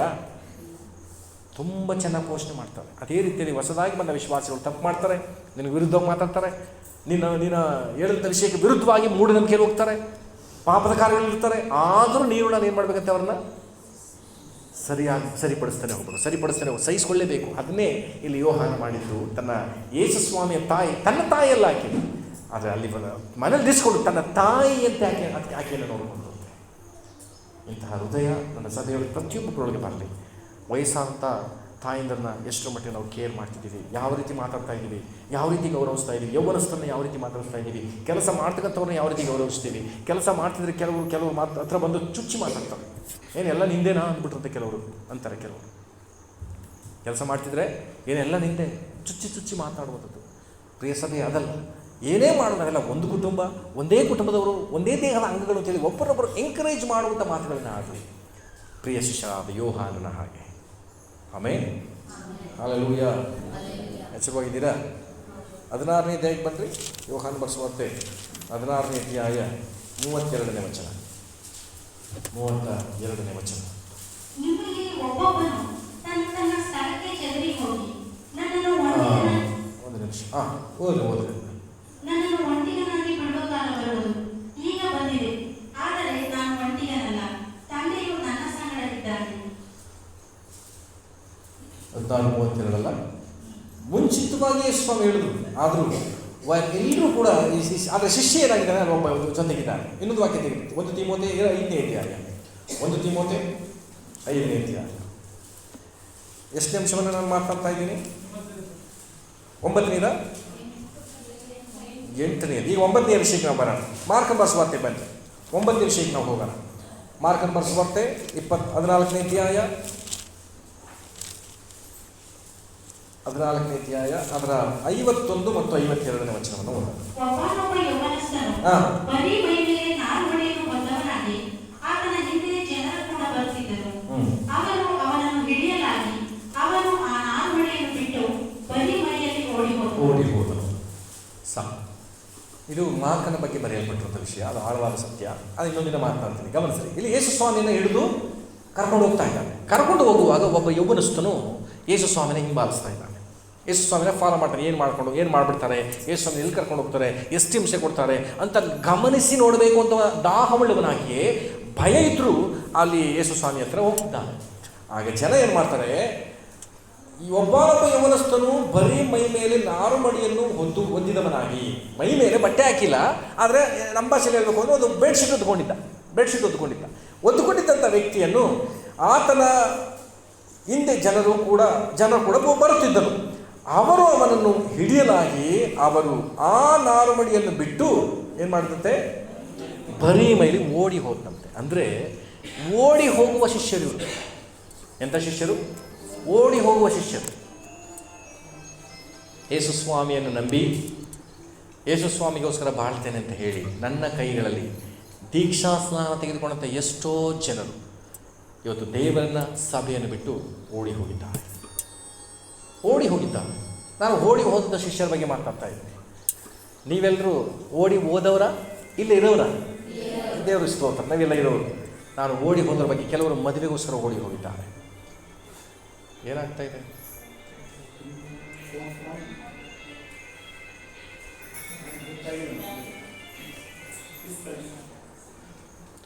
ಹಲ್ಲೆಲೂಯಾ. ಓಡಿ ಹೋದಂಥ ಶಿಷ್ಯರು ಇವತ್ತು ತುಂಬ ವಿಷಯಗಳಲ್ಲಿ ತುಂಬ ಜನರ ಬಗ್ಗೆ ನಾನು ನೋಡಿದ್ದೀನಿ, ಸಭೆಗಳಲ್ಲಿ ಓಡಿ ಹೋಗಿದ್ದಾನೆ, ವಿಗ್ರಹಾರಾಧನೆ ಹಿಂದಿರುಗಿ ಓಡಿ ಹೋಗಿದ್ದಾನೆ, ಪಾಪದಲ್ಲಿ ಮುಳುಗಿ ಓಡಿ ಹೋಗಿದ್ದಾನೆ, ಸ್ವಾರ್ಥಕ್ಕೋಸ್ಕರ ಮುಳುಗಿ ಓಡಿ ಹೋಗಿದ್ದಾನೆ. ಬರಿಮೈಯಲ್ಲಿ ವಾಕ್ಯ ಹೇಳ್ತದೆ, ಬರಿಮೈಯಲ್ಲಿ ಸೂಚಿಸ್ತದೆ, ಪಾಪವನ್ನು ಸೂಚಿಸ್ತದೆ, ಪಾಪವನ್ನು ಸೂಚಿಸ್ತದೆ. ಯೇಸು ಸ್ವಾಮಿ ತಂದೆಯಾದ ದೇವರು ಆದಾಮನಿಗೆ ಬರಿಮೈಯನ್ನು ನೋಡಿ ಏನು ಕೊಟ್ಟಂತೆ? ಚರ್ಮದ ಅಂಗಿಯನ್ನು ತೋರಿಸೋದು. ಬಟ್ ಇಲ್ಲಿ ಯೇಸು ಸ್ವಾಮಿ ಹಿಡಿದಂಥ ಸಂದರ್ಭದಲ್ಲಿ ಇವನೇನು ಮಾಡ್ತಿದ್ದಾನೆ? ಬರಿಮೈಯಲ್ಲಿ ಓಡಿ ಹೋಗ್ತಿದ್ದಾನೆ. ಇವತ್ತು ದೇವರನ್ನು ಬಿಟ್ಟು ನಾನು ದೂರ ಹೋಗೋದಾದರೆ, ಸಭೆಯನ್ನು ಬಿಟ್ಟು ನಾವು ವಿರೋಧಿಸಿ ದೂರ ಹೋಗೋದಾದರೆ ಈ ರೀತಿ ಬರಿಮೈಯಲ್ಲಿ ಓಡಿದ್ದಕ್ಕೆ ಸಮವಾಗ್ತದೆ. ಸಭೆಯಲ್ಲಿರುವಂಥ ಶಿಷ್ಯರ ಬಗ್ಗೆ ನಾನು ಮಾತಾಡ್ತಾ ಇದ್ದೇನೆ, ಓಡಿ ಹೋದಂಥ ಶಿಷ್ಯರ ಬಗ್ಗೆ. ಇವತ್ತು ನಿನ್ನ ಜೀವಿತದಲ್ಲಿ ಪರಿಶುದ್ಧತೆಯಿಂದ ಓಡಿ ಹೋದಂಥ ಕೆಲವು ಸನ್ನಿವೇಶಗಳಿವೆ. ಯೋಸೇಫನು ಎಲ್ಲಿಂದ ಓಡಿ ಹೋಗ್ತಾನೆ? ಪಾಪದಿಂದ ಓಡಿ ಹೋಗ್ತಾನೆ. ಪಾಪ ಎಲ್ಲಿ ನನ್ನ ಮುಟ್ಬಿಡುತ್ತೋ, ಪಾಪ ಎಲ್ಲಿ ನಾನು ಮಾಡಿಬಿಡ್ತೀನಿ ಎಂಬುದಾಗಿ ಓಡೋಗ್ತಾರೆ. ಆದರೆ ಇವತ್ತು ದೇವಜನರಲ್ಲಿ ಹೋಗ್ತಾರೆ, ಪಾಪ ಇರುವ ಕಡೆ ಓಡಿ ಹೋಗ್ತಾರೆ. ಪಾಪದಿಂದ ಓಡಿ ಹೋಗೋದಲ್ಲ, ಪಾಪ ಇರುವ ಕಡೆ ಓಡಿ ಹೋಗ್ತಾರೆ. ಯಾಕೆಂದರೆ ಇವತ್ತು ಗಮನಿಸ್ರಿ, ಹೆಚ್ಚಿನದಾಗಿ ಟೇಸ್ಟ್ ಕೊಡೋದು ಯಾವುದು ಅಂದರೆ ಪಾಪ. ನಮ್ಮ ಜೀವನದಲ್ಲಿ ಪಾಪವನ್ನು ಬಿಟ್ಟು ಓಡುವಾಗ ನೋವಾಗುತ್ತೆ ನಮ್ಮ ಹೃದಯಕ್ಕೆ, ನಮ್ಮ ಮನಸ್ಸಿಗೆ ಅನಿಸುತ್ತೆ, ಅಯ್ಯೋ ಇಂಥದ್ದು ಬಿಟ್ಬಿಟ್ನಲ್ಲ. ಆದರೆ ಕೆಲವು ಸಾರಿ ಪಾಪವನ್ನು ಇಷ್ಟಪಟ್ಟು ಹತ್ರಕ್ಕೆ ಹೋಗುವಾಗ ಭಾಳ ಖುಷಿ ಅನಿಸುತ್ತೆ. ಆದರೆ ವಾಕ್ಯ ಹೇಳ್ತದೆ, ದೇವರು ಅಂಥವರ ವಿಷಯದಲ್ಲಿ ನೊಂದುಕೊಳ್ಳುವವರಾಗಿರ್ತಾರೆ, ಬೇಸರಗೊಳ್ಳುವಂಥ ವ್ಯಕ್ತಿಗಳಾಗಿರ್ತಾರೆ. Hallelujah, hallelujah. ಎಚ್ಚರವಾಗಿದ್ದೀರಾ? ನಮ್ಮ ದೇವರ ಆಲಯದಲ್ಲಿರುವ ದೇವ ಜನರೇ, ಶಿಷ್ಯರಾಗಿದ್ದೇವೆ ಅಂತ ಎಷ್ಟೋ ವರ್ಷದಿಂದ ಬರುವಂಥವರು ಕೆಲವು ನನ್ನ ಸಭೆಯಲ್ಲೂ ಇದ್ದಾರೆ. ಕೆಲಸ ಅಂದರೆ ಓಡೋಗ್ತಾರೆ, ಬೈಬಲ್ ಎಕ್ಸಾಮ್ ಅಂದರೆ ಓಡೋಗ್ತಾರೆ. ಈ ಸರಿ 28ಕ್ಕೆ ಅಭಿ ನೆನ್ಪಿಟ್ಕೊಳ್ಳಿ, ವಿದ್ಯಾಭ್ಯಾಸ ಇದ್ದು ಓದಕ್ಕೆ ಗೊತ್ತಿದ್ದು ಇಷ್ಟು ವರ್ಷವೂ ನಮಗೆ ಬೈಬಲ್ ಎಕ್ಸಾಮ್ನೇ ಬರಿದೆ. ಈ 28ಕ್ಕೆ ಎಷ್ಟು ಜನ ಓಡೋಗ್ತಾರೆ ಅಂತ ಲಿಸ್ಟ್ ಮಾಡಿ ಇಲ್ಲಿ ಓದ್ತೀನಿ ನಾನು, ಆಯಿತಾ? ಈ ಸರಿ ಓದ್ತೀನಿ ನಾನು, ಸ್ಟೇಜಲ್ಲಿ ಓದ್ತೀನಿ. ನೀವು ಅವ್ರಿಗೆಲ್ಲ ಒಂದು ಹೆಸರು ಕೊಡಲ್ಪಡ್ತದೆ, ಯಾರಂತ? ಓಡಿ ಹೋದ ಶಿಷ್ಯರು. ಅಲ್ಲೊಬ್ರು ಸತ್ತೋಗಿದ್ರು ಪಾಸ್ಟ್ ಅಂದರು, ಇಲ್ಲ ನಿಮ್ಮನ್ನು ಸಾಯಿಸ್ತೀವಿ ಇಲ್ಲೇ. ನೀವು ಈ ಸರಿ ಓದಕ್ಕೆ ಬಂದು ಈ ಗೊತ್ತು ಅಂದರೆ ಬರೀಲೇಬೇಕು ಈ ಸರಿ ಬೈಬಲ್ ಎಕ್ಸಾಮ್ನ. ಅಲ್ಲಿ ಯಾಕೆಂದರೆ 50 ರೂಪಾಯಿ ನಾನು ಇಸ್ಕೊತಿದ್ದೆ ಪ್ರಾರಂಭದಲ್ಲಿ ಬೈಬಲ್ ಎಕ್ಸಾಮ್ಗೆ. ಇವತ್ತು 1 ರೂಪಾಯಿನೂ ನಾನು ಇಸ್ಕೊತಾ ಇಲ್ಲ. ನಾನೇ ಅದಕ್ಕೆ ಪ್ರಯಾಸಪಟ್ಟು ನಿಮಗೆ ಗಿಫ್ಟ್ಗಳನ್ನ ಕೊಡ್ತಾ ಇದ್ದೀನಿ. ಕಾರಣ ಒಂದೇ, ನನ್ನ ನನ್ನ ಸಭೆ ಜನ ವಾಕ್ಯದಲ್ಲಿ ಪ್ರವೀಣರಾಗಬೇಕು ಅನ್ನೋ ನನ್ನ ಉದ್ದೇಶ. ಆಮೇಲೆ 10 ಜನ ಬೆಳೆದು 10 ಜನ ಬೆಳೀಲಿಲ್ಲ ಅಂದರೆ ನನಗೆ ಬಹಳ ನೋವಾಗ್ತದೆ. ನಾನು ಸರಿಯಾಗಿ ಊಟ ಕೊಟ್ಟಿಲ್ಲ, ಅವರಿಗೆ ಪೋಷಣೆ ಮಾಡಿಲ್ಲ ಅಂತ ಅರ್ಥ ಆಗ್ತದೆ. ದಯಮಾಡಿ ಸತ್ಯವೇದ ಅಧ್ಯಾಯವನ್ನು ಚೆನ್ನಾಗಿ ಓದಿ. ಯೋಹಾನ್ ಬರ್ಸುವಂಥ ಕೆಲವರು ಹತ್ರ ತುಂಬ ಚೆನ್ನಾಗಿದೆ ಮಾಸ್ಟರ್ ಓದೋದಕ್ಕೆ. ಕಥೆ ರೂಪದಲ್ಲಿ ಒಂದೊಂದು ಅಧ್ಯಾಯನೂ ಕಥೆನೇ ಅದು ಅರ್ಥಗರ್ಭಿತವಾಗಿದೆ. ಚೆನ್ನಾಗಿ ಓದ್ರಿ, ಅದರಲ್ಲಿರ್ತಕ್ಕಂಥ ಶ್ರೇಷ್ಠವಾದ ಆಶೀರ್ವಾದವನ್ನು ಹೊಂದಿಕೊಡ್ರಿ. ಇನ್ನೊಂದು ವಾಕ್ಯ ತೆಗೆದುಕೊಳ್ಳೋಣ. ಮತ್ತಾಯ ಬರ್ಸುವಂತೆ 26ನೇ ಅಧ್ಯಾಯ 56ನೇ ವಚನ. ಮತ್ತಾಯ 26 ಅದರ 56. ಆದರೆ ಪ್ರವಾದಿಗಳು ಬರೆದ ವಚನಗಳು ನೆರವೇರುವಂತೆ ಇದೆಲ್ಲ ಆಯಿತು ಎಂದು ಹೇಳಿದನು. ಆಗ ಶಿಷ್ಯರೆಲ್ಲರೂ ಆತನನ್ನು ಬಿಟ್ಟು ಓಡಿ ಹೋದರು. ಏನಾಗುತ್ತೆ? ಶಿಷ್ಯರೆಲ್ಲರೂ, ಒಬ್ಬರಲ್ಲ, ಶಿಷ್ಯರೆಲ್ಲರೂ ಬಿಟ್ಟು ಓಡಿ ಹೋದ್ರಂತೆ. ಯೇಸು ಸ್ವಾಮಿಯ ಒಂದು ಪರಿಸ್ಥಿತಿಯನ್ನು ಯೋಚನೆ ಮಾಡಿ, 3.5 ವರ್ಷ ಯೇಸು ಸ್ವಾಮಿ ಜೊತೆನೇ ಇದ್ರು. ಊಟ ಮಾಡುವಾಗ ಜೊತೆ ಇದ್ರು, ಅದ್ಭುತ ಮಾಡುವಾಗ ಜೊತೆ ಇದ್ರು, ಮಲಗುವಾಗ ಜೊತೆ ಇದ್ರು, ಪ್ರಯಾಣ ಮಾಡುವಾಗ ಜೊತೆ ಇದ್ರು. ಎಲ್ಲ ಸಂದರ್ಭದಲ್ಲೂ ಜೊತೆ ಇದ್ದಂತಹ ಶಿಷ್ಯರು ಯೇಸು ಸ್ವಾಮಿ ಒಂದು ಕಷ್ಟ ಅಂತ ಬಂದಾಗ ಏನು ಮಾಡಿಬಿಟ್ರು? ನೀವೇ ಯೋಚನೆ ಮಾಡಿ. ಎಲ್ಲ ಸಮಯ ನಿಮ್ಮ ಜೊತೆ ಇದ್ದು, ನಿಮಗೆ ಕಷ್ಟ ಬಂದಾಗ ನಿಮ್ಮ ಜೊತೆ ಇರೋರು ಓಡಿ ಹೊಟ್ಟೋದ್ರೆ ಅಥವಾ ನಿಮ್ಮನ್ನು ಕೈ ಬಿಟ್ಬಿಟ್ರೆ ಏನಂತೀರಿ ನೀವು? ಬಂದು ಕಷ್ಟಕ್ಕೆ ಕಣ್ಣೀರಿಡಲ್ಲ ನೀವು. ಅವ್ರು ಓಡೋಟೋದ್ರಲ್ಲ, ಅವ್ರು ಕೈ ಬಿಟ್ರಲ್ಲ, ಅದಕ್ಕೋಸ್ಕರ ಕಣ್ಣೀರಿರ್ತೀರಿ. ಗಮನಿಸ್ರಿ, ಬಂದು ಕಷ್ಟಕ್ಕೆ ಕಣ್ಣೀರಿಡಲ್ಲ. ಅವಾಗ ಇಂಥ ಸಂದರ್ಭ ಇವ್ರ ಜೊತೆ ನಿಂತ್ಕೊಳ್ಳಿಲ್ವಲ್ಲ ಅಂತ ಕಣ್ಣೀರಿಡ್ತೀರಿ. ಅಲ್ಲೂಯ. ನಾನು ಇದರಲ್ಲಿ ಎಂತೆಂತಹ ವ್ಯಕ್ತಿಗಳನ್ನು ನಾನು ಸಂಧಿಸ್ತೀನಿ ಅಂತ ಹೇಳಿದ್ರೆ, ರಾತ್ರಿ ಒಂದು ವಿಡಿಯೋ ಬಂದಿತ್ತು ನನಗೆ. ನಮ್ಮ ಹಿಂದೇನ ಹಳೆಯ ವಿಶ್ವಾಸಿ ನಾಯಕರು, ದೇವರನ್ನು ಬಿಟ್ಟು ಹೇಗೋ ಬಾಳ್ತಿದ್ದಂಥವರು, ಮತ್ತು ನನ್ನ ಗಂಡ ನನ್ನನ್ನು ಬಿಟ್ಟು ಬೇರೆ ರಾಜ್ಯಕ್ಕೆ ಹೊಂಟೋಗಿದ್ದಾನೆ ಅಂಥೇಳಿ ಅಲ್ಲಿಂದ ವಿಡಿಯೋ ಕಾಲ್ ಮಾಡಿಸಿ ಆ ವ್ಯಕ್ತಿ ಮಾತಾಡಿದ ಎಲ್ಲ ಮಾತುಗಳನ್ನು ಕೇಳಿಸ್ಕೊಳ್ಳುವಂತೆ ನನಗೆ ಕಳಿಸ್ಕೊಟ್ಟಿದ್ರು. ಕೇಳಿಸ್ಕೊಂಡೆ, ನಾವು ಬಲಪಡಿಸಿದೆ.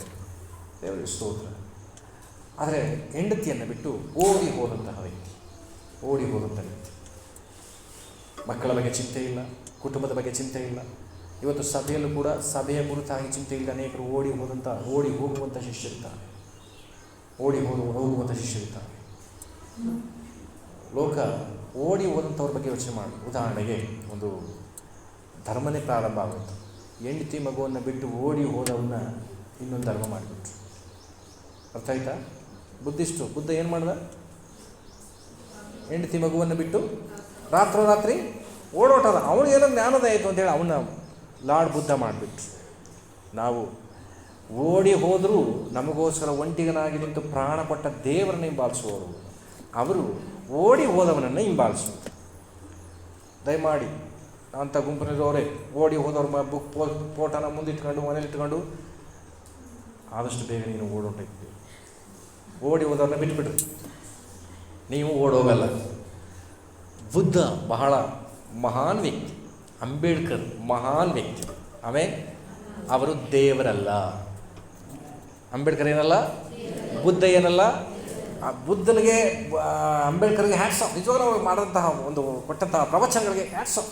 ನಮ್ಮ ಅದರಲ್ಲೂ ಅಂಬೇಡ್ಕರ್ ಸಾಧಿಸಿದಂಥ ದೊಡ್ಡ ಕಾರ್ಯ ಇವತ್ತು ನಮಗೋಸ್ಕರ ಮಾಡಿದ್ದಾರೆ. ಅವ್ರನ್ನ ಖಂಡಿತವಾಗಿ ಗೌರವಿಸೋಣ, ಪೂಜಿಸಬೇಡಿ. ಏನು ಮಾಡಬೇಡಿ? ಪೂಜಿಸಬೇಡಿ. ನಾನು ಆ ವಿಷಯ ಟಾಪಿಕ್ ಬಿಟ್ಟು ಸ್ವಲ್ಪ ಬಂದಿದ್ದೀನಿ. ದಯಮಾಡಿ ಓಡಿ ಹೋದವರನ್ನು ಇಷ್ಟಪಟ್ಟು ದೇವರನ್ನು ಬಿಟ್ಟು ಓದುವಂಥ ಸನ್ನಿವೇಶಕ್ಕೆ ನೀವು ಯಾರು ಒಳಗಾಗಬೇಡ್ರಿ. ಶಿಷ್ಯರು ಯೇಸುವನ್ನು ಬಿಟ್ಟು ಓಡಿ ಹೋದರು, ಒಂಟಿಗಾಗಿ ಬಿಟ್ಟು ಹೋದರು. ಹಲ್ಲೆಲೂಯಾ. ನಿಮ್ಮ ಯೋಹಾನ ಬರೆದ ಸುವಾರ್ತೆ 6ನೇ ಅಧ್ಯಾಯ ಅದರ 66ನೇ ವಚನ. 6ನೇ ಅಧ್ಯಾಯ ಯೋಹಾನ ಬರೆದ ಸುವಾರ್ತೆ 6ನೇ ಅಧ್ಯಾಯ ಅದರ 66ನೇ ವಚನ.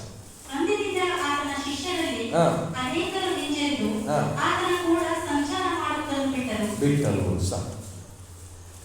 ಯೇಸು ಸ್ವಾಮಿ ಹೇಳಿದಂತಹ ಕೆಲವು ಮಾತುಗಳು, ಅದರಲ್ಲೂ ಮುಖ್ಯವಾಗಿ ಕರ್ತನ ಭೋಜನದ ಬಗ್ಗೆ ಹೇಳ್ತಿದ್ದಾರೆ ಇಲ್ಲಿ. ಇನ್ನು ಹೇಳಬೇಕು ಅಂದರೆ ನಮ್ಮ ಸಭೆಗೆ ಅರ್ಥ ಆಗುವಂತೆ ದೀಕ್ಷಾಸ್ನಾನ ತೆಗೆದುಕೊಂಡು ಕರ್ತನ ಭೋಜನದಲ್ಲಿ ಪಾಲುಗಾರರಾಗಿ ನೀವು ದೇವರಿಗಾಗಿ ಬದುಕಬೇಕು ಅಂತ ಯೇಸು ಸ್ವಾಮಿ ಅಲ್ಲಿ ಒಂದು ಗುಂಪು ಜನರಿಗೆ ಹೇಳ್ತಾರೆ.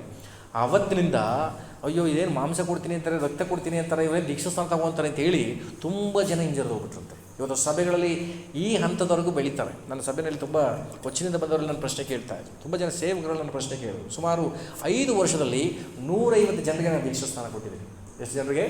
150 ಜನರವರೆಗೆ ನಾನು ದೀಕ್ಷಾಸ್ನಾನ ಕೊಟ್ಟಿದ್ದೆ ಬರೀ 5 ವರ್ಷದಲ್ಲಿ ನನ್ನ ಸೇವೆಯಲ್ಲಿ. ತುಂಬ ಜನ ಸೇವಕರು ಏನು ಕೇಳಿದ್ರು ಗೊತ್ತಾ? ನಮ್ಮ ಸಭೆಯಲ್ಲೂ ಎಷ್ಟೋ ಜನ ಬರ್ತಾರೆ, ದೀಕ್ಷಾಸ್ನಾನ ಅಂತವರೆಗೂ ಬರ್ತಾರೆ, ದೀಕ್ಷಾಸ್ನಾನ ತೆಗೆದುಕೊಳ್ಳಿದ್ರೆ ಹೊಂಟೋಗ್ಬಿಡ್ತಾರೆ ಸಭೆ ಬಿಟ್ಟು. ನೀವು ಹೇಗೆ ಮಾಡಿದ್ರಿ ಪಾಸ್ಟ್ರೆ ಅಂತ ಕೇಳ್ತಾ ಇದ್ರು. ಹಲ್ಲೆಲೂಯಾ. ನೀವು ಹೇಗೆ ಮಾಡಿದ್ರಿ ಈ ಹಂತದಲ್ಲಿ? ಯೇಸು ಸ್ವಾಮಿನ ಕೂಡ ಅಂತ ಹಂತದಲ್ಲಿ ಎಲ್ಲ ಹಿಂಜರಿದ್ಬಿಟ್ರಂತೆ. ಎಷ್ಟೋ ಜನ ಯೇಸು ಸ್ವಾಮಿನ ಬಿಟ್ಟು ಹಿಂಜರಿದಂತೆ. ಗಮನಿಸ್ರಿ, ದೀಕ್ಷಾಸ್ನಾನ, ಕರ್ತನ ಭೋಜನ, ಇದರಲ್ಲಿ ಪಾಲುಗಾರರಾಗುವಂಥ ಸನ್ನಿವೇಶ ಬಂದಾಗ ಸೈತಾನ ನಿಮಗೆ ಆಲೋಚನೆ ಕೊಡ್ತಾನೆ. ಇದು ಸರಿ ಇಲ್ಲ, ಇದು ಏನೋ ಕನ್ವರ್ಟ್ ಆಗ್ತದೆ, ಸೇರ್ಕೊಂಡಂಗೆ ಆಗ್ಬಿಡ್ತದೆ ಅನ್ನುವಂಥ ತಪ್ಪಾದ ಆಲೋಚನೆಗಳು ತರ್ತಾನೆ. ನೀವು ಯಾರಾದ ಕಿವಿ ಕೊಡಬೇಡಿ. ಗಮನಿಸ್ರಿ, ಇವತ್ತು ನಾನು ದೀಕ್ಷಾಸ್ನಾನ ಕೊಡುವಂಥ ನಾನೇ ಕ್ರೈಸ್ತ ಧರ್ಮಕ್ಕೆ ನಾನು ಸೇರಿಲ್ಲ. ದೀಕ್ಷಾಸ್ನಾನ ತೆಗೆದುಕೊಂಡಂಥ ಇಲ್ಲಿ ಅನೇಕರಿದ್ದಾರೆ, 100 ಜನ ಇದ್ದಾರೆ. ಅವ್ರು ಯಾರೂ ಕೂಡ ದೇವರ ಹೆಸರಿನಲ್ಲಿ ಕ್ರೈಸ್ತ ಧರ್ಮಕ್ಕೆ ಸೇರಿಲ್ಲ. ಅವರು ಇವತ್ತಿಗೂ ಅದೇ ಧರ್ಮದಲ್ಲಿದ್ದಾರೆ. ಆದರೆ ದೇವರು ಮಾತ್ರ ಯೇಸು ಸ್ವಾಮಿಗೆ ಬದಲಾಗಿದ್ದಾರೆ. ಆಮೇಲೆ ಹೊಸದಾಗಿ ಬಂದವರು ಕೇಳಿಸ್ಕೊಳ್ಳಿ, ನೀವು ಯಾವತ್ತೂ ಕೂಡ ಬದಲಾಗೋದಿಲ್ಲ. ನಿಮ್ಮ ದೇವರು ಮಾತ್ರ ಕಲ್ಲು ಮಣ್ಣು ಮರ ಯಾವುದೂ ದೇವರಾಗಿರಲ್ಲ. ಯೇಸು ಸ್ವಾಮಿ ಒಬ್ಬರೇ ನಿಮಗೆ ದೇವರಾಗಿರ್ತಾರೆ. ಆಮೇಲೆ ಆದ್ದರಿಂದ ಯೇಸು ಸ್ವಾಮಿ ಇನ್ನೊಂದು ಮಾತು ಕೇಳ್ತಾರೆ, 67ನೇ ವಚನ. ಇದನ್ನು ನೋಡಿ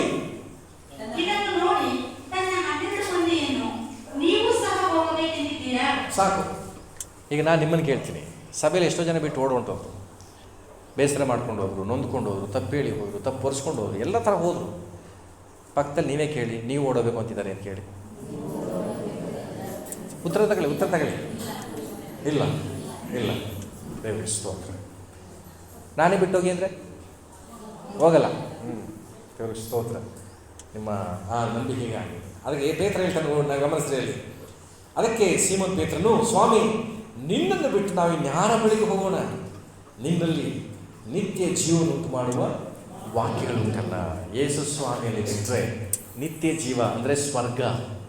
ಕೇಳಿಸ್ಕೊಂಡು ಹೊಸದಾಗಿ ಬಂದವರು, ಸ್ವರ್ಗ ಅನ್ನೋದು ಯೇಸು ಸ್ವಾಮಿಯಲ್ಲಿ ಬಿಟ್ಟುಕೊಂಡ್ರೆ ಬೇರೆ ಯಾರು ಕೊಡಲಿಕ್ಕೆ ಸಾಧ್ಯ ಇಲ್ಲ. ಯೇಸು ಸ್ವಾಮಿ ಒಬ್ಬರೇ ಸ್ವರ್ಗಕ್ಕೆ ದಾರಿ, ಬಾಗಿಲು. ಆ ಬಾಗಿಲೇ ಸ್ವರ್ಗಕ್ಕೆ ಹೋಗ್ಬೇಕು. ಯೇಸು ಸ್ವಾಮಿ ಇಲ್ಲೇ ಇದ್ರೆ ಸ್ವರ್ಗದ ಬಾಗಿಲು ಯಾರಿಗಿಲ್ಲ, ಯಾರಿಗೂ ಕೂಡ ಇಲ್ಲ. ಹಲ್ಲೆಲೂಯಾ. ಅದರಿಂದ ಓಡಿ ಹೋಗುವವರು ದೇವರ ರಾಜ್ಯಕ್ಕೆ ಬಾಧ್ಯಸ್ಥರಾಗುವುದಿಲ್ಲ. ಆದ್ದರಿಂದ ಇಲ್ಲಿ 9ನೇದಾಗಿ ನಾವು ಧ್ಯಾನ ಮಾಡಿದ್ವಿ, ಓಡಿ ಹೋದಂಥ ಶಿಷ್ಯ. ನನ್ನ ಜೀವನದಲ್ಲೂ ನಿನ್ನ ಜೀವನದಲ್ಲಿ ಓಡಿ ಹೋದ ಸನ್ನಿವೇಶಗಳು ಎದುರಾಗ್ತದೆ. ಎಚ್ಚರಿಕೆ ಉಳ್ಳವರಾಗಿರ್ರಿ, ಕೈಕೊಟ್ಟು ಹೇಳ್ಬಿಡ್ರಿ. ಎಂಥ ಸನ್ನಿವೇಶ ಬಂದರೆ ದೇವರನ್ನ ಬಿಟ್ಟು ಓಡೋಗ್ಬೇಡಿ ಅಂತೇಳಿ ಹೇಳಿ ನಮ್ಮ ಇಲ್ಲಿನ ಸಿಸ್ಟ್ರಿಗೆ ಹೇಳಿ. ಹಾಂ, ಆಮೇಲೆ ಕಡೆಯದಾಗಿ 10ನೇ ಅಂಶವಾಗಿ ನಾನು ಹೇಳಿ ಇಷ್ಟಪಡ್ತೇನೆ. 72ನೇ ವಚನಕ್ಕೆ ಬನ್ನಿ. ಮಾರ್ಕನ ಬರೆಸುವಂತೆ 14ನೇ ಅಧ್ಯಾಯ ಅದರ 72ನೇ ವಚನ.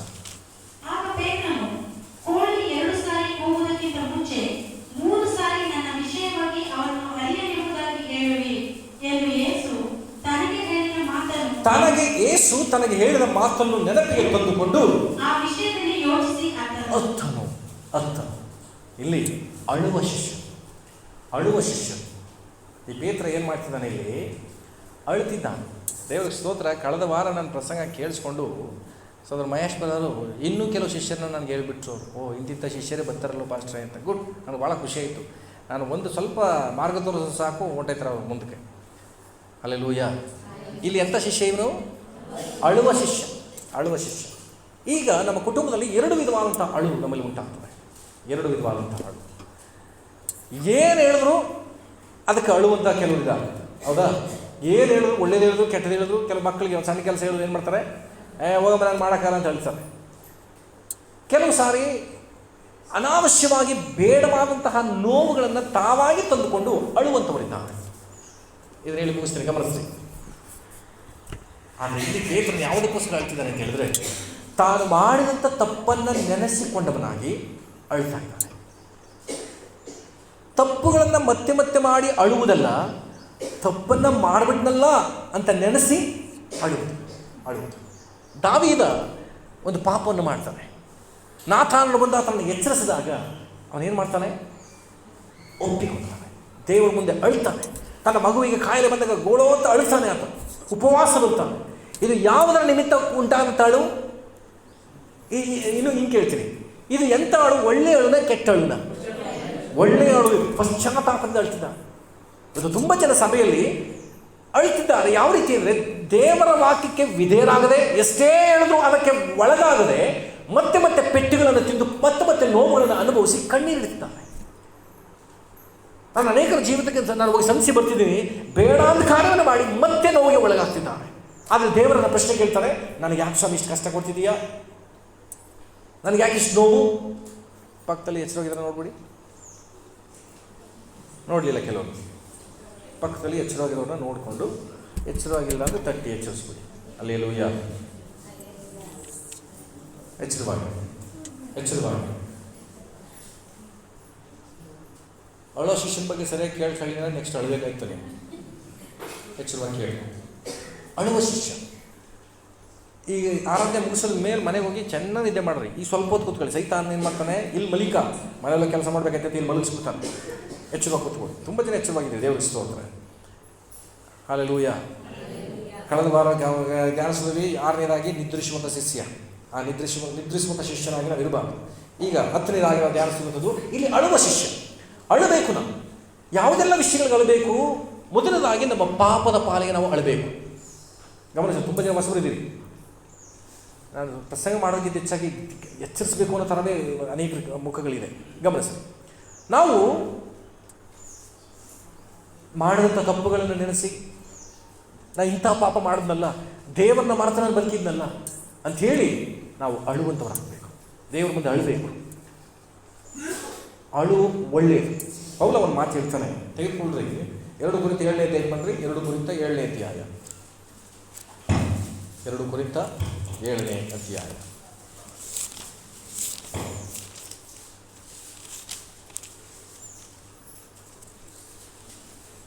ಅದರ 10ನೇ ವಚನವನ್ನು ಓದಿ.